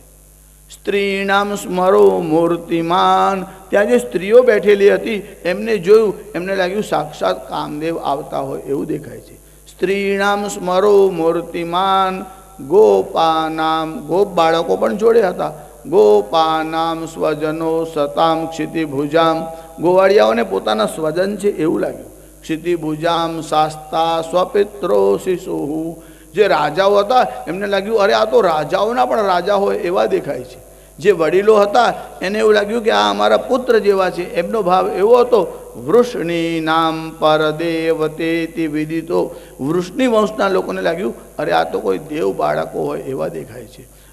અને કંસે જ્યારે જોયું ત્યારે મૃત્યુર્ભોજ પતેર. કંસને એવું લાગ્યું સાક્ષાત કાળ આવતો હોય એવું દેખાયું. એક જ વાક્યમાં તુલસીદાસજીએ લખ્યું કે જ્યારે ધનુષ્ય ભંગ કરવાના માટે રામજી ઊભા થયા અને બધાએ રામજીના તરફ જોયું ત્યારે રામજી કેવા દેખાયા? તો તુલસીદાસજી કહે છે, જાકી રહી ભાવના જૈસી, પ્રભુ મૂર્તિ તીન દેખી તૈસી. જેની જેવી ભાવના હતા એવા ભગવાન એને દેખાયા. અહીંયા પણ એવું થયું કે બધાએ શ્રી કૃષ્ણના તરફ જોયું ત્યારે ભગવાન દરેકને પોતાની ભાવના અનુસાર દેખાયા. બલરામ સાથે શ્રી કૃષ્ણે આમ પ્રવેશ કર્યો. મલ્લોને કહેવામાં આવ્યું ભગવાનની કુસ્તી થઈ. હવે ભગવાનની અવસ્થા કેટલી? ભગવાનની હજુ અવસ્થા યજ્ઞોપવિત સંસ્કાર થયા નથી, એટલે 5 વર્ષ પૂરા થયા નથી. યજ્ઞોપવિત સંસ્કાર થયો નથી એટલી અવસ્થામાં તો ભગવાન ત્યાં ગયા. ત્યારે મલ્લોને લડવા માટે મોકલવામાં આવ્યા. આખી સભા કહેવા લાગી આ બરાબર નથી, યુદ્ધ કરવાનું હોય તો બરોબરીવાળાનું થવું જોઈએ. બરોબરી છે કીજીએ બૈર બ્યાહ ઓર પ્રીત. આ 3 વસ્તુ કરવાની હોય તો બરોબરીવાળા જોઈએ. વેર કરવાનું હોય તો હવે પેલો 25 વર્ષનો બુઢિયો હોય અને 2 વર્ષના છોકરાને ધમકાવીને મારે, એમાં કંઈ પરાક્રમ કહેવાય નહીં. બરોબરીવાળો હોય ને લડો તો બરાબર છે. બરોબરી છે કીજીએ બૈર બ્યાહ. એવી રીતે વિવાહ કરવાનું હોય તો પણ 2 જણા જરા સરખે સરખા હોય, કુળના દૃષ્ટિથી, ધનના દૃષ્ટિથી, રૂપના દૃષ્ટિથી. એમાં બરોબરી ન હોય તો એમાં પણ આનંદ ન આવે. એક પતિ પત્ની આમ બસમાં જતા હતા, પેલો કંડક્ટર ત્યાં આવ્યો એટલે ટિકિટ લેવાની છે કે હા. એટલે પેલા કંડક્ટરે કીધું કેટલી ટિકિટ લેવાની? તો 2 ટિકિટ આપો. એના મનમાં એમ થયું કે આ એનો બાબો હશે એટલે 1.5 ટિકિટ માગશે, પણ એને 2 ટિકિટ માગી. પેલાનું સ્વરૂપ એવું હતું. એટલે આ બહેનનું જે શરીર હતું ને એ સુરણની ગાંઠ જેવું અને પેલો સરગવાની શીંગ જેવો. એટલે 2 જણ સરખે સરખા હોય તો જરા શોભે ખરા. ત્યારે કોઈ છોકરીનું વજન બહુ વધારે હતું. ત્યારે લોકોએ જરા એને મજાક કરીને કીધું કે ભાઈ તમે 2 જણા છો, તમારો ગૃહસ્થાશ્રમ છે એનો રથ સારી રીતે ચલાવજો. કે રથ તો સારી રીતે ચાલે પણ એક ટ્રેક્ટરનું વ્હીલ હોય અને એક મોપેડનું વ્હીલ હોય તો એ હરખો ચાલે કઈ દી? રથમાં 2 વ્હીલ તો હરખા જોઈએ ને. તાત્પર્ય એવું બરોબરી છે કીજીએ બૈર બ્યાહ ઓર પ્રીત. આ 3 વસ્તુઓમાં બરોબરી જુઓ. જો બરોબરીનો અર્થ ખાલી શરીર નહીં, હા, ધનથી, વિદ્યાથી, કુળથી, આ બધા વિષયનો વિચાર કરવાનો છે. એટલે લગ્ન કરવાનું હોય તો ખાલી જન્મપત્રિકા જુઓ તે ન ચાલે. આ બધી વસ્તુનો વિચાર થાય. તેમાં વિદ્યા, કુલ, ગુણ, રૂપ, વય, ધન અને પત્રિકા, આ 7 વસ્તુ મળે પછી વિવાહ થાય. ત્યારે આ મલ્લો આવ્યા, યુદ્ધ કરવા લાગ્યા. બધા જે વૃષ્ણિવંશના લોકો હતા એમના મનમાં ભય થયો. આ મલ્લો મોટા શક્તિશાળી છે, ભગવાન જોડે યુદ્ધ કરે છે, શું થશે? ભગવાને ચાણૂર અને મુષ્ટિક નામના મલ્લ છે એમનું મર્દન કર્યું. તમે ભગવાનની સ્તુતિમાં બોલો છો ને, વસુદેવ સુતન દેવમ કંસ ચાણૂર મર્દનમ. એમાં જે ચાણૂર નામ આવે છે એ ચાણૂર અને મુષ્ટિક નામના મલ્લ હતા. ભગવાને એ મલ્લોનું મર્દન કર્યું અને મર્દન કર્યું એટલે કંસ સભામાં ઊભો થયો, મહાવતને આજ્ઞા કરી. એમનો એક મહાવત હતો, એની પાસે કુવલયા પીડ નામનો હાથી હતો. કંસે ચાલાકી એવી કરી કે હાથી કોઈના ઉપર ચાલી જાય તો એના ઉપર મર્ડરનો આક્ષેપ ન આવે. એટલે એક અકસ્માત કહેવાય અને એક હત્યા કહેવાય. જો તમે કોઈના પર ટ્રક અથાડી દો, ગાડી અથાડી દો તો એ અકસ્માત કહેવાય, અને કોઈને જઈને છરો ઘુસાડી આવો તો એને મર્ડર કે હત્યા કહેવાય. પણ કેટલાક મર્ડર કરવાવાળા લોકો કુશળ હોય, એક્સિડન્ટ કરાવે અને મર્ડર કરી નાખે. એટલે લોકોમાં એવી ચર્ચા થાય કે આ તો અકસ્માત હશે. એટલે કંસે પણ ચાલાકી કરી. આ કુવલયાપીડ નામનો હાથી ચલાવવાવાળો મહાવત હતો. એને કહ્યું કે આ બંને બાળકો આવ્યા છે, તું હાથીને એવી રીતે ચલાવ કે આ બાળકોનો પ્રાણ નીકળી જાય અને આપણું કામ થઈ જાય. એટલે આ કુવલયાપીડ હાથીને લઈ અને મહાવત શ્રી કૃષ્ણ અને બલરામના તરફ આવવા લાગ્યો. ભગવાને જોયું કે હાથી આમ સામેથી આવે છે. ભગવાનની અવસ્થા તો બહુ નાની હતી. ભગવાન આમ સામે ઊભા રહ્યા, પેલો મહાવત હાથી લઈને આવ્યો. આ હાથીને આમ અંકુશ વડે સંકેત કર્યો. એટલે હાથીએ શું કર્યું? હાથીની દાંતની સૂળ હોય બહુ મોટી મોટી હોય છે.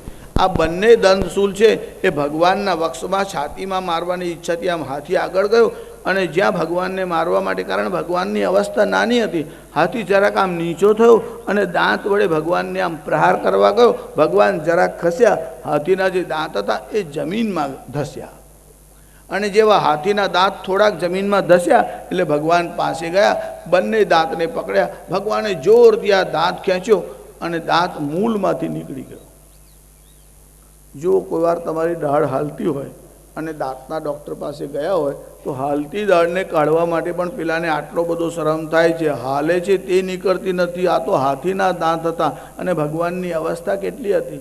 આટલી અવસ્થામાં ભગવાને જે પરાક્રમ કર્યું, હાથીના દાંત મૂળમાંથી ઉખાડી નાખ્યા, એને જ શસ્ત્ર બનાવ્યું અને હાથીનો દાંત ખેંચ્યો એટલે એમાં રક્ત લોહી લાગેલું હતું, એ જ લોહીથી ખરડાયેલો દાંત લઈ એને જ શસ્ત્ર બનાવી અને ભગવાન હાથીની સામે ગયા અને હાથીના પર પ્રહાર કર્યો. હાથીનું ગંડસ્થળ હોય તે બહુ નાજુક હોય છે.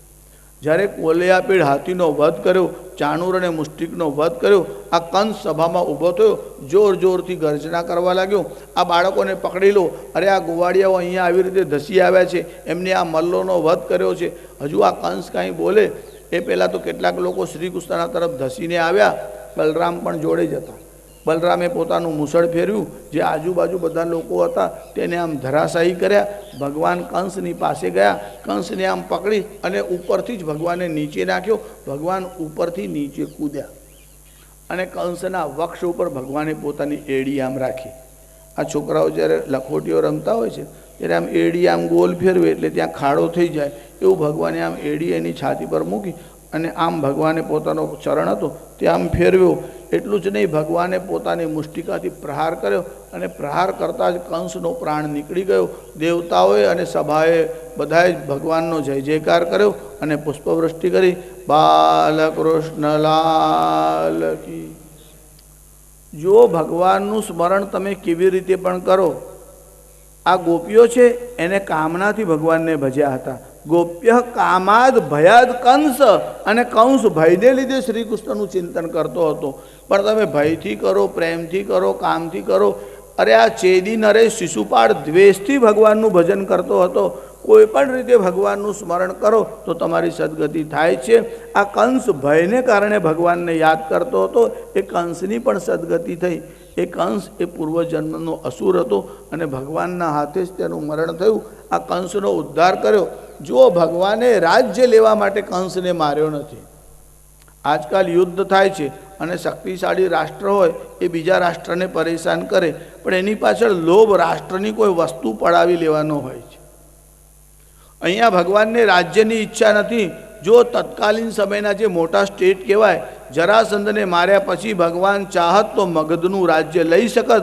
ભગવાને મગધનું રાજ્ય લીધું નહીં, જરાસંધના પુત્ર સહદેવને આપ્યું. કંસને માર્યા પછી ભગવાન ચાહત તો મથુરાનું રાજ્ય લઈ શકત. ભગવાને મથુરાનું રાજ્ય લીધું નહીં. કંસને માર્યા પછી આ કંસે એના બાપને ઉગ્રસેનને કારાગૃહમાં પૂર્યો હતો. એ કારાગૃહમાંથી ઉગ્રસેનને છોડાવ્યો અને રાજ્ય પાછું ઉગ્રસેનને સોંપ્યું. ભગવાને જ્યારે જ્યારે યુદ્ધ કર્યું ત્યારે રાજ્યના લોભથી નહીં, કૃષ્ણાવતારમાં અને રામાવતારમાં પણ પિતાની આજ્ઞાનું પાલન કરવા માટે અયોધ્યાના વિશાળ રાજ્યનો ત્યાગ કર્યો અને ભગવાન વનમાં આવ્યા. સારું, સુગ્રીવની સહાયતા કરી અને વાલીનો વધ કર્યો. વાલીનો વધ કર્યા પછી જો રામજી ઈચ્છા કરત તો કિષ્કિંધાનું રાજ્ય લઈ શકત, પણ કિષ્કિંધાનું રાજ્ય લીધું નહીં. અરે રામજીએ કિષ્કિંધા નગરમાં પ્રવેશ પણ ન કર્યો. અને આ જે સુગ્રીવ હતો એ ત્યારે નાનો હતો. અરે સુગ્રીવની સહાયતા કરી. અંગદ જે હતો એ નાનો હતો, એટલે જ્યાં સુધી એની અવસ્થા ન થાય ત્યાં સુધી એ રાજ્ય ગ્રહણ ન કરી શકે, એટલે ત્યાં સુધી સુગ્રીવને સોંપવાનું કહ્યું વહીવટ. પણ રાજ્ય ગાદીનો વારસદાર અંગદ રહેશે. વાલીને માર્યા પછી ભગવાને અંગદને રાજ્ય આપ્યું. અયોધ્યાનું રાજ્ય પિતાની આજ્ઞા માટે છોડ્યું. કિષ્કિંધાનું રાજ્ય અંગદને માટે આપ્યું. અને રાવણનો વધ કર્યા પછી સોનાની લંકા ભગવાન ચાહે તો લઈ શકત, પણ ભગવાને સોનાની લંકા લીધી નહીં. અપી સ્વર્ણમયી લંકા નમે રોચતે લક્ષ્મણ. હે લક્ષ્મણ, આ લંકા સોનાની છે પણ મને રૂચતી નથી. જનની જન્મભૂમિશ્ચ સ્વર્ગાદપી ગરીયસી. જનની અને જન્મભૂમિ તો સ્વર્ગ કરતાં પણ વિશેષ છે. લંકાનું રાજ્ય વિભીષણને આપ્યું. રામજીએ પણ રાજ્યનો ત્યાગ કર્યો અને જે અધિકારી છે તેને જ રાજ્ય આપ્યું. શ્રી કૃષ્ણે રાજ્ય લેવા માટે કંસને માર્યો નહોતો. કંસને ત્યાં વૈદિક બંધારણ છે તેની પ્રાપ્તિ થાય એવા હેતુથી કંસ દુરાચારી થયો, માટે કંસનો વધ કર્યો. ઉગ્રસેન જે એના પિતા હતા જેલમાંથી છોડાવ્યા અને રાજ્ય ગાદી ઉગ્રસેનને સોંપી. કંસનો વધ કર્યા પછી કારાગૃહમાં દેવકી અને વસુદેવ હતા. ભગવાને દેવકી અને વસુદેવને કારાગૃહમાંથી મુક્ત કર્યા. ભગવાન દેવકીના ચરણોમાં પડ્યા છે, વસુદેવના ચરણોમાં પડ્યા છે. જો ભગવાન વસુદેવ અને દેવકી સાથે જે સંવાદ કરે છે બહુ અદ્ભુત છે. ભગવાન કહે છે કે માતા અને પિતાની સેવા કરવી એ બાળકનો ધર્મ છે. માં મારી ઈચ્છા સેવા કરવાની હતી, પણ તમે કારાગૃહમાં હતા ત્યાં સુધી હું તમારી સેવા ન કરી શક્યો. હવે આપને કારાગૃહમાંથી મુક્ત કર્યા છે, ત્યારે હવે મારે ગુરુકુળમાં વિદ્યાધ્યયન માટે જવાનું છે. માતા પિતાની સેવાનો મોકો મળે અને જે માતા પિતાની સેવા નથી કરતો એ ભાગ્યહીન છે. વસુદેવજી શ્રી કૃષ્ણને આમ ભેટી અને રડી પડ્યા છે. પિતાની આંખમાં આંસુ આવ્યા અને ભગવાન શ્રી કૃષ્ણના મસ્તક ઉપર પડ્યા. ભગવાનના આંસુઓથી વસુદેવના ચરણ ભીજાઈ ગયા. ભગવાન માતા પિતાને મળ્યા છે, એમને મુક્ત કર્યા છે, માતા પિતાની આશીષ લીધી છે અને ગુરુનો આશીર્વાદ લઈને આ બંને બાળકોના યજ્ઞોપવિત સંસ્કાર થયા. એનું કારણ તમારે વેદ ભણવા જવાનું હોય તો જનોય લો, પછી તમને વેદ ભણવાનો અધિકાર મળે છે. ભગવાનના યજ્ઞોપવિત સંસ્કાર થયા પછી અવંતી, જેને આપણે આજે ઉજ્જૈન કહીએ છીએ, ત્યાં સાદીપની ઋષિનો આશ્રમ હતો. એટલે યજ્ઞોપવિત સંસ્કાર થયા પછી બલરામ અને શ્રી કૃષ્ણ ઉજ્જૈનમાં સાદીપનીના આશ્રમમાં ગયા. ભગવાને 14 જ દિવસમાં 14 વિદ્યા અને 64 દિવસમાં 64 કલાઓ શીખી લીધી. અરે જે સાક્ષાત વેદના રચયિતા છે, આમ તો વેદ અનાદિ છે, વેદની રચના કોઈ કરી શકતું નથી, પણ જેના શ્વાસોશ્વાસ વેદ છે એને વેદ ભણવામાં વાર ક્યાં લાગે. ભગવાને વેદાધ્યયન કર્યું અને ભગવાને બધી જ કલાઓ શીખી લીધી. ગુરુકુળમાં રહીને ભણ્યા અને હવે ગુરુકુળમાંથી વિદાય થવાનો પ્રસંગ આવ્યો. સાંદીપનીને પ્રણામ કરવાને માટે ગયા. કીધું દક્ષિણામાં અમે શું આપીએ? સાંદીપનીનું હૃદય ભરાઈ આવ્યું. જે અખિલ બ્રહ્માંડના અધિપતિ છે એ મારા ઘેરે શીખવા માટે આવ્યા, મને આટલું બધું સન્માન આપ્યું. સાક્ષાત પરમાત્મા હોવા છતાં જે મારા ગુરુકુળમાં આવી અને સાધારણ વિદ્યાર્થીઓની સાથે રહી, પોતે પણ એવી રીતે જ રહ્યા અને નાનામાં નાનું કામ લાકડા લેવા જવાનું હોય કે ભિક્ષા માગવા તો પણ એમને કર્યું છે, સંકોચ રાખ્યો નથી. સાક્ષાત પરમાત્મા જેને ત્યાં ભણવા આવ્યા એ વિદાય માગે છે. ઋષિનું હૃદય એકદમ ભરાઈ આવ્યું. શ્રી કૃષ્ણને ગળે લગાડ્યા છે, બલરામને ગળે લગાડ્યા છે. કીધું તમે અહીંયા આવી અને મારું સન્માન વધાર્યું છે. તમે તો વેદ જેનું વર્ણન કરે છે તે પુરુષોત્તમ તમે છો અને તમે મારી પાસે વિદ્યા ગ્રહણ કરવા માટે આવ્યા. મારી કાંઈ ઈચ્છા નથી, તમારા દર્શનથી હું તૃપ્ત છું. શ્રી કૃષ્ણે વિચાર કર્યો, ગુરુજી કાંઈ માગતા નથી, પણ એક અક્ષર ભણાવે તેને પણ એમને એમ ન જવાય, એને પણ કાંઈક આપવું જોઈએ.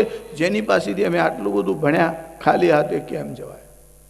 મનમાં વિચાર કર્યો, ગુરુજી માગતા નથી પણ મારે કાંઈક આપવું છે. શ્રી કૃષ્ણ અને બલરામ ગુરુ પત્નીના પાસે ગયા. જઈને પ્રણામ કર્યા. કહ્યું કે ગુરુજીએ તો કાંઈ લેવાની ના પાડી છે, પણ મારી એવી ઈચ્છા છે, મને સેવા કરવાની કોઈ તક આપો. તમારી કંઈ ઈચ્છા હોય તો મને કહો. ગુરુપત્નીનું પણ હૃદય ભરાઈ આવ્યું. શ્રી કૃષ્ણને આમ પાસે બોલાવ્યા. ભગવાન પ્રણામ કરવા ગયા. ગુરુપત્નીએ શ્રી કૃષ્ણના મસ્તિષ્ક ઉપર હાથ મૂક્યો. હાથ શું મૂક્યો? હાથ મૂકતા મૂકતા એમનો જે બંધ હતો, જે સંયમ રાખ્યો હતો, તે તૂટી ગયો. એકદમ ધ્રુસકે અને ધ્રુસકે જોરથી ગુરુપત્ની રડી પડ્યા. ભગવાન શ્રી કૃષ્ણના મનમાં વિચાર આવ્યો, એવું કયું કારણ છે? ગુરુપત્નીને શું યાદ આવ્યું? કયા કારણસર તેમનું આટલું બધું રુદન છે? ભગવાને કહ્યું, માં, જો મને કંઈ કહેવા જેવું હોય તો કહો. ગુરુપત્નીએ કીધું, શ્રી કૃષ્ણ, તમને જોયા પછી મને મારા પુત્રનું સ્મરણ થઈ આવ્યું. મારો પુત્ર નાનો હતો અને પાંચજન્ય નામનો એક અસુર આવ્યો, મારા પુત્રને ઉપાડીને ગયો, એનું મરણ થયું. આજ સુધી મેં એનું મુખ જોયું નથી. મારી એવી ઈચ્છા છે કે હું મારા પુત્રને મળું. ભગવાને વિશેષ કંઈ કહેવાનું પસંદ ન કર્યું. તે જ ક્ષણે પ્રણામ કર્યું અને ભગવાન શ્રી કૃષ્ણ આ પાંચજન્ય અસુર હતો ત્યાં આગળ એ સમુદ્રમાં રહેતો હતો. ભગવાન શ્રી કૃષ્ણ સમુદ્રના કિનારા ઉપર આવ્યા અને સમુદ્રમાં ભગવાને કૂદકો લગાવ્યો. પાંચજન્યને પકડીને કીધું, ગુરુપુત્રને ક્યાં રાખ્યો છે બતાવો. પાંચજન્ય ગભરાઈ ગયો. એને કીધું કે હું ઉપાડીને આવ્યો હતો પણ હવે મારી પાસે નથી. મેં તો એ ગુરુપુત્રની હત્યા એટલે વધ કરી નાખ્યો છે, મારી પાસે નથી. ભગવાને પાંચજન્યનો વધ કર્યો અને એ પાંચજન્ય નામના અસુરના અસ્થિ એટલે હાડકામાંથી ભગવાને જે શંખ બનાવ્યો, શ્રી કૃષ્ણના હાથમાં જે શંખ છે એનું નામ પાંચજન્ય છે. પાંચજન્યમ ઋષિકેશો દેવદત્તમ ધનંજય પૌંડ્રમ દદ્મો મહાશંખ ભીમકર્મા વૃકોદર. ભગવાને આ પાંચજન્ય નામનો જે અસુર છે એના અસ્થિમાંથી શંખ બનાવ્યો. શ્રી કૃષ્ણે વિચાર કર્યો કે ગુરુપુત્રનો તો આને વધ કર્યો એટલે અહીંયા છે નહીં, હવે આની પાસેથી તો લેવાય નહીં, પણ જો આની હત્યા થઈ છે તો તે યમરાજના દરબારમાં હશે. એટલે પાંચજન્ય પાસેથી ભગવાન શ્રી કૃષ્ણ યમરાજાની સંયમની નામની નગરીમાં ગયા અને શ્રી કૃષ્ણને જોતા જ યમરાજાએ તેમનો સત્કાર કર્યો. પ્રભુ, આપ મારી નગરીમાં આવ્યા છો, મને બહુ પ્રસન્નતા થઈ, આપનું હું કયું કામ કરું? શ્રી કૃષ્ણે કહ્યું, હું ગુરુપુત્રને લેવા માટે આવ્યો છું. યમરાજે ગુરુપુત્રને બોલાવ્યો અને કહ્યું કે એને શ્રી કૃષ્ણને સોંપી દો. સંયમની યમરાજની નગરીમાંથી જેમ પાતિવ્રત ધર્મનો પ્રભાવ હતો અને આ સાવિત્રી પોતાના પતિને યમરાજ પાસેથી લાવી, પણ શ્રી કૃષ્ણ જાતે ગયા અને યમની નગરીમાંથી ગુરુપુત્રને લઈ આવ્યા અને ગુરુપત્નીની પાસે આવી એમના પુત્રને આપ્યો અને કહ્યું, બીજી કોઈ સેવા હોય તો મને કહો. ગુરુપત્ની અને ગુરુ બહુ પ્રસન્ન થયા છે. ગુરુનું ઋણ ન રાખવું જોઈએ એવું ભગવાન કહે છે. ભગવાને માતા, પિતા અને ગુરુ આ ત્રણેયની સેવા કરી છે. કેવળ વચનથી બોલવું તે જુદું અને આચરણ કરીને દેખાડવું તે જુદું.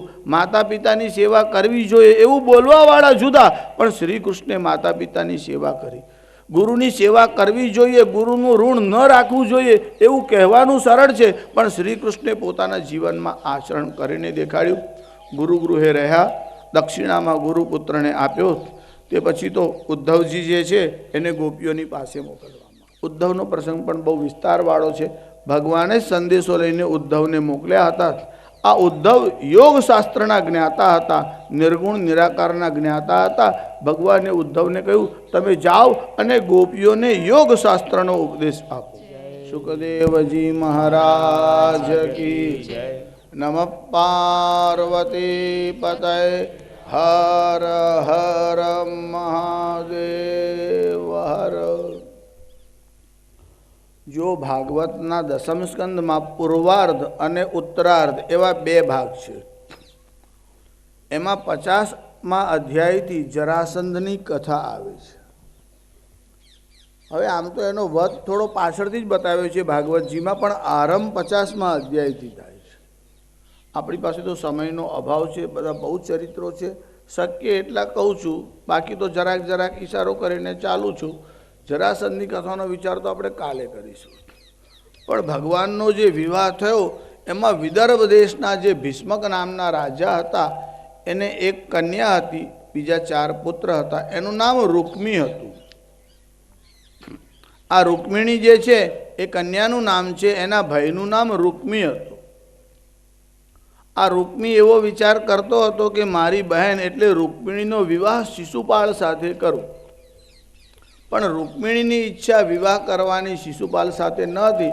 રૂક્મિણી ત્યાં જે બ્રાહ્મણો ઋષિઓ આવતા એ શ્રી કૃષ્ણના ગુણાનુવાદ ગાય એ સાંભળ્યા પછી રૂક્મિણીએ મનમાં નક્કી કર્યું કે હું વિવાહ કરીશ તો શ્રી કૃષ્ણની સાથે જ કરીશ. આવો સંકલ્પ મનમાં કર્યો. હવે અહીંયા વિવાહની તૈયારીઓ થવા લાગી. શિશુપાલ જાન લઈને આવવાના હતા અને રૂક્મિણીનો વિવાહ શિશુપાલ સાથે થવાનો હતો. રૂક્મિણીએ મનમાં વિચાર કર્યો, હવે સાવધાન ન થવું તો અનર્થ થઈ શકે છે.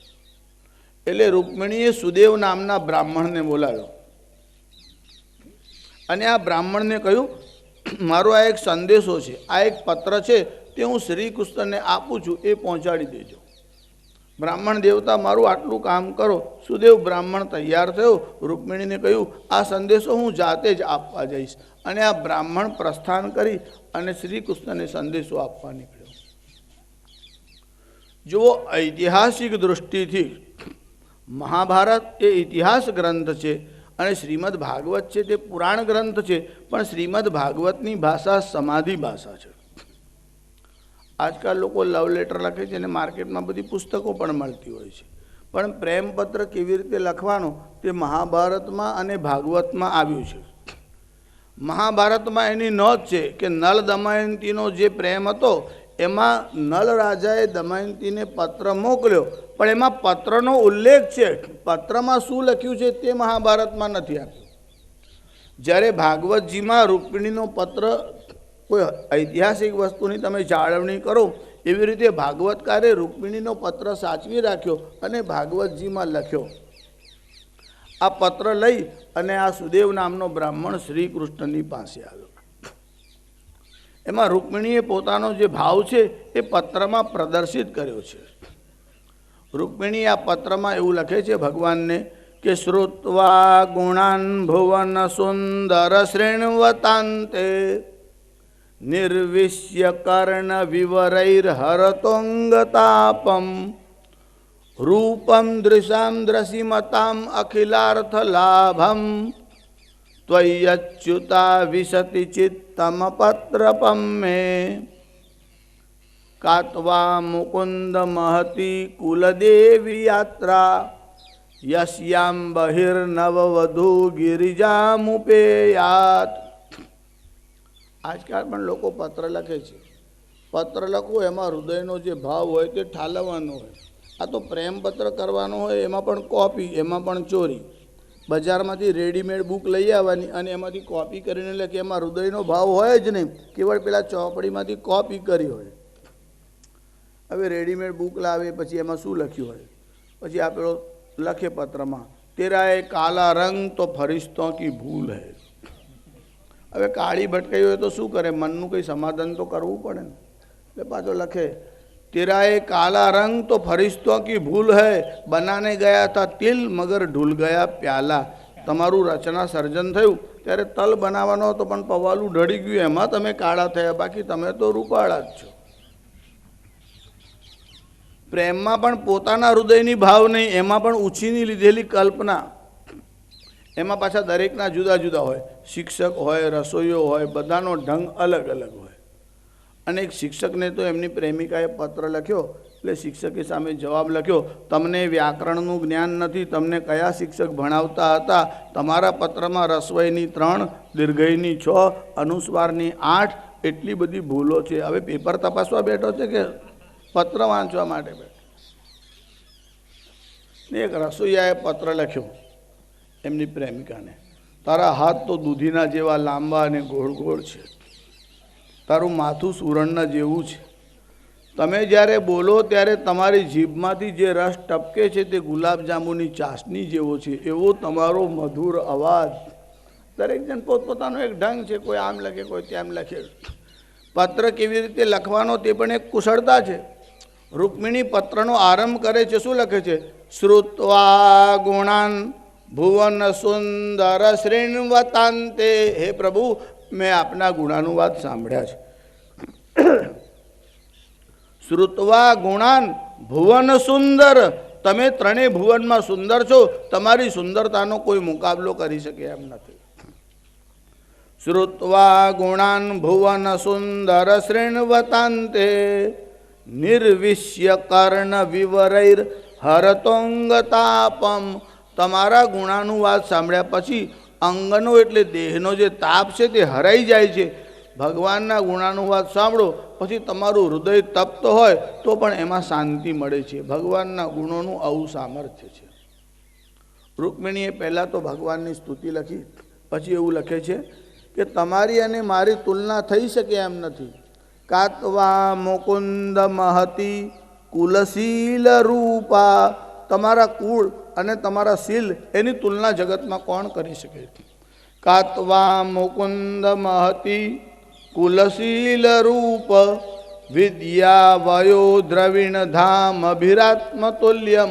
તમારી વિદ્યા, તમારું ધન, તમારી કોઈ વાતની તુલના જગતના કોઈ જીવ સાથે થઈ શકે એવી નથી. આપત્તિ એ છે કે મારો ભાઈ શિશુપાલ સાથે મારો વિવાહ કરવાની ઈચ્છા રાખે છે. ગોમા યુવન મૃગપતેર બલિમંબુજાક્ષ. ગોમાયુ એટલે શિયાળ અને મૃગપતિ એટલે સિંહ. જેમ શિયાળ સિંહના ભાગને લઈ શકતો નથી એમ તમારા માટે જેનો જન્મ થયો છે એ રૂકમિણીને શિશુપાલ શિયાળ જેવો છે, લઈ શકતો નથી. તમે અહીં આવો અને મને લઈ જાઓ. તમારું સામર્થ્ય એવું છે કે મારા પરિવારના લોકોને યુદ્ધમાં હરાવી અને તમે મને લઈ જઈ શકો એમ છો, પણ કદાચ મારા પરિવારના લોકોનો વધ કરવાનું તમને ન ગમે. એનું કારણ કે વિવાહ થયા પછી મારા સંબંધી તમારા પણ સંબંધી થશે. એટલે તમે મારવાની ઈચ્છા ન રાખતા હોય તો તમને પ્રવદામ્યુપાયમ એક ઉપાય કહું છું કે અમારે ત્યાં એવો નિયમ છે કે કુલવધુનો વિવાહ થવાનો હોય, વિવાહના પહેલાં એ કુલદેવીની પૂજા કરવા માટે કુલદેવીના મંદિરે જાય છે. હું પણ પાર્વતીના મંદિરે પૂજા કરવાને માટે જઈશ.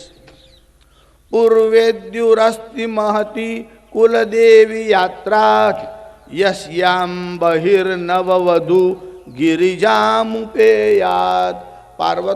પાર્વતીનું એક નામ ગિરિજા છે. ગિરિ એટલે પર્વત અને ગિરિજા એટલે હિમાલય પર્વતથી જેનો જન્મ થયો છે તેનું નામ ગિરિજા છે. પૂર્વેદ્યુરસ્તિ મહતી કુલદેવી યાત્રા યસ્યામ બહિર્નવવધુ ગિરિજામુપેયાત. જે નવવધુ હોય તે પાર્વતીની પૂજા માટે જાય છે. એટલે હું પણ પૂજા માટે પાર્વતીના મંદિર ઉપર જઈશ અને જ્યારે હું પૂજા કરવા આવું ત્યારે તમે ત્યાં આવજો અને ત્યાંથી મારું હરણ કરીને લઈ જજો. એટલે રૂકમિણીએ એડ્રેસ પણ આપ્યું. આજકાલ પેલા આલ્બમવાળા છે ને આમાંથી કોપી કરે, પછી સંસ્કૃત ના આવડતું એટલે ભાષા ફેરવી નાખે. એટલે એ લખે મેં તુજસે મિલને આવી મંદિર જાને કે બહાને. પણ આ તો રૂકમિણીના પત્રમાં લખેલું જ છે. ભાષાનો ફેર થાય પણ તત્વ તો અહીંયાથી જ આવે, બીજેથી રચના આવે જ ક્યાં? વ્યાસોચ્ચિષ્ટમ જગત સર્વમ. આખું જગત વ્યાસનું ઉચ્ચિષ્ટ છે. રૂકમિણીનો પત્ર હતો એ સુદેવે શ્રી કૃષ્ણને આપ્યો અને શ્રી કૃષ્ણે પત્ર વાંચ્યો. બધું બોલવા ક્યાં બેસીએ? તમે બધા તો વિવાહની રાહ જોઈને બેઠા છો, પણ કેટલા વિષય છોડી દઉં એટલે વિચારું છું થોડુંક કહું. ભગવાને પત્ર વાંચ્યો અને ભગવાને તૈયારી કરી. ભગવાન અહીંયા આવ્યા. અહીંયા શિશુપાળ લગ્ન માટે આવેલો. શિશુપાળનો સ્વભાવ બહુ ધૂર્ત છે, સ્વભાવથી દુષ્ટ છે. ગણેશ પૂજા કરવા માટે બેઠો છે, પણ એનું ચિત્ત જે છે તે રૂકમિણીના તરફ છે. કેટલા લોકો પૂજા કરે પણ એમનું ધ્યાન સ્ત્રીમાં હોય છે. પૂજામાં બેસો એટલી વાર તો મનને સ્થિર રાખો, ચિત્તને સ્થિર રાખો. પૂજાના સિવાય સ્થિર ન રાખો એવું નહીં, પણ કમસે કમ પૂજામાં તો રાખવું જોઈએ. આ શિશુપાલ રૂકમિણી તો લક્ષ્મીજી છે. લક્ષ્મી એ જીવોની માં છે. તમે લક્ષ્મીનો ઉપયોગ કરો તો ચાલે, પણ ઉપભોગ કરવાની ઈચ્છા રાખો તે ન ચાલે. શિશુપાલ સ્વભાવથી દુષ્ટ હતો. એનું ચિત્ત રૂકમિણીમાં હતું. એની જોડે બીજા રાજાઓ પણ આવ્યા હતા. જરાસંધ આદિ રાજાઓ આવ્યા હતા. આ શિશુપાલ કહેવા લાગ્યો, આ શ્રી કૃષ્ણને નાનપણથી ચોરીઓ કરવાની આદત છે. પહેલાં માખણની ચોરી કરતો હતો, હવે હું અહીં વિવાહ માટે આવ્યો છે.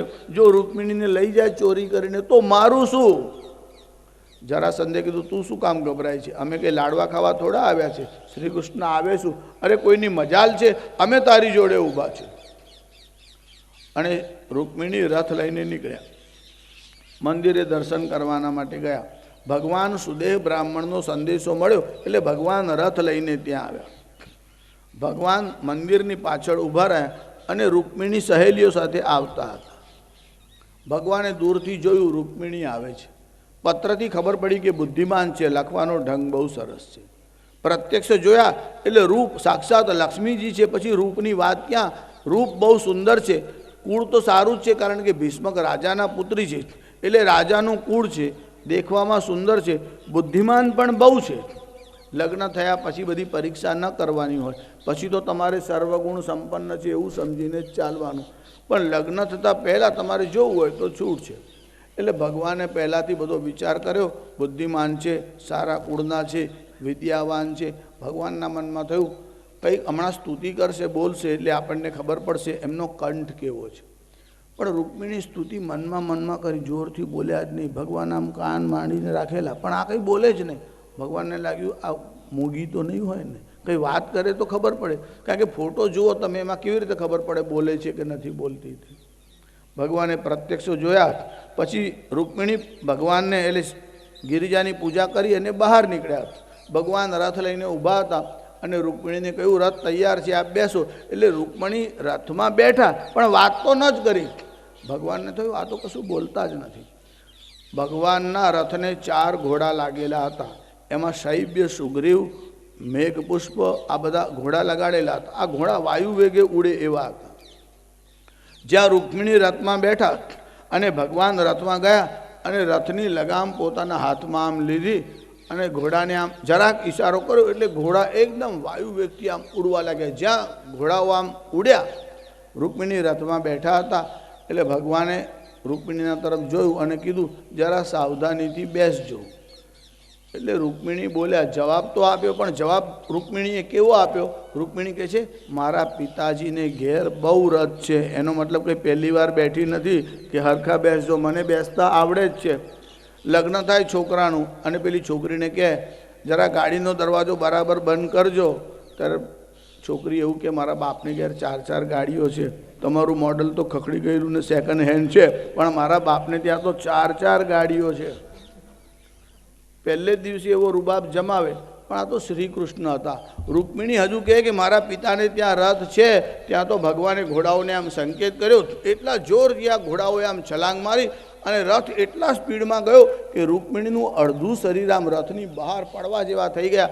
ભગવાને એક હાથથી ઘોડાની લગામ પકડી, એક હાથથી રૂકમિણીનો હાથ પકડ્યો અને કીધું બાપનો રથ ન હોય.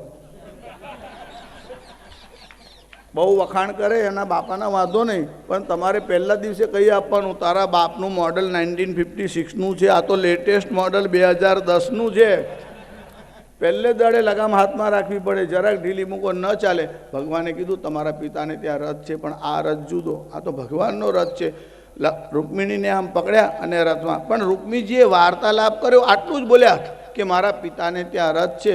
ભગવાને 2 કામ કર્યા કે પિતાને ત્યાં રથ છે એનો અહંકાર પણ ન રહે, અને વાતચીત અને આપણને ખબર પડે કે અવાજ કેવો છે, નહીં તો ઘેર ગયા પછી ખબર પડે કે આનો અવાજ આવો છે તો શું થાય. એટલે વાતચીતના બાણે એમનો કંઠ કેવો છે, અવાજ કેવો છે, બધું ભગવાને જાણી લીધું. રૂકમિણીને લઈને ભગવાન ત્યાંથી ગયા. અહીંયા શિશુપાળને સમાચાર મળ્યા, રાજાઓ બધા જોડે આવ્યા હતા કે ભગવાન શ્રી કૃષ્ણ રૂકમિણીને લઈને ગયા. જરાસંઘ કે જે ગભરાઈશ ના, અમે બેઠા છે. રૂકમી તૈયાર થયો. રૂકમિણીના ભાઈનું નામ રૂકમી.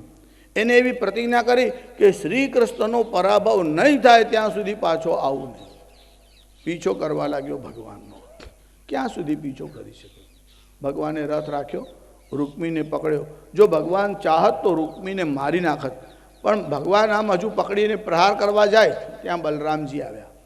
બલરામજી આવ્યા એટલે ભગવાનને કીધું ગમે એમ પણ રૂકમિણીનો ભાઈ છે, હવે રૂકમિણી સાથે તમારો સંબંધ થવાનો, આ પણ આપણો સ્નેહી છે, એનો વધ ન કરાય. એટલે રૂકમીના વાળ હતા તે મૂંડી નાખ્યા અને રથ જોડે બાંધી દીધો અને જીવતદાન આપીને છોડી. હવે તો જરાસંઘ વગેરે રાજાઓ હતા તે પણ ત્યાંથી પાછા ફરવા લાગ્યા. શિશુપાળે કીધું તમે કહેતા હતા કે અમે લાડવા ખાવા આવ્યા નથી, જોઈએ છે શ્રી કૃષ્ણ કેવી રીતે રૂકમિણીને લઈ જાય છે.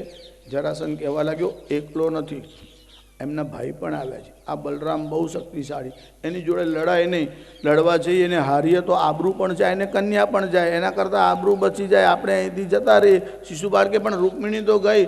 ત્યારે જરાસંઘ કહેવા લાગ્યો રડે છે શું, જીવતા રહેશો તો બૈરા બહુય મળશે, મરી જઈશ તો આમનું આમ જઈશ, આમ જ મરણ થશે, એના કરતાં પાછો ચાલ, એમાં જ કલ્યાણ છે. કૃષ્ણની સામે તો ન લડાય અને બલરામ સામે તો ન જ લડાય. આ તો એમના પણ મોટા ભાઈ છે અને હલધારી છે, એમનું પરાક્રમ બહુ છે. બધા રાજાઓ સમજાઈને લઈ ગયા. રૂકમી પણ પાછો ગયો. થોડી કથાનું અનુસંધાન કાલે પણ કરીશું. પણ ભગવાન રૂકમિણીને એકવાર રાક્ષસ વિધિથી હરણ કરીને લઈ ગયા અને પછી વૈદિક વિધિથી ભગવાનનો વિવાહ કરવામાં આવ્યો.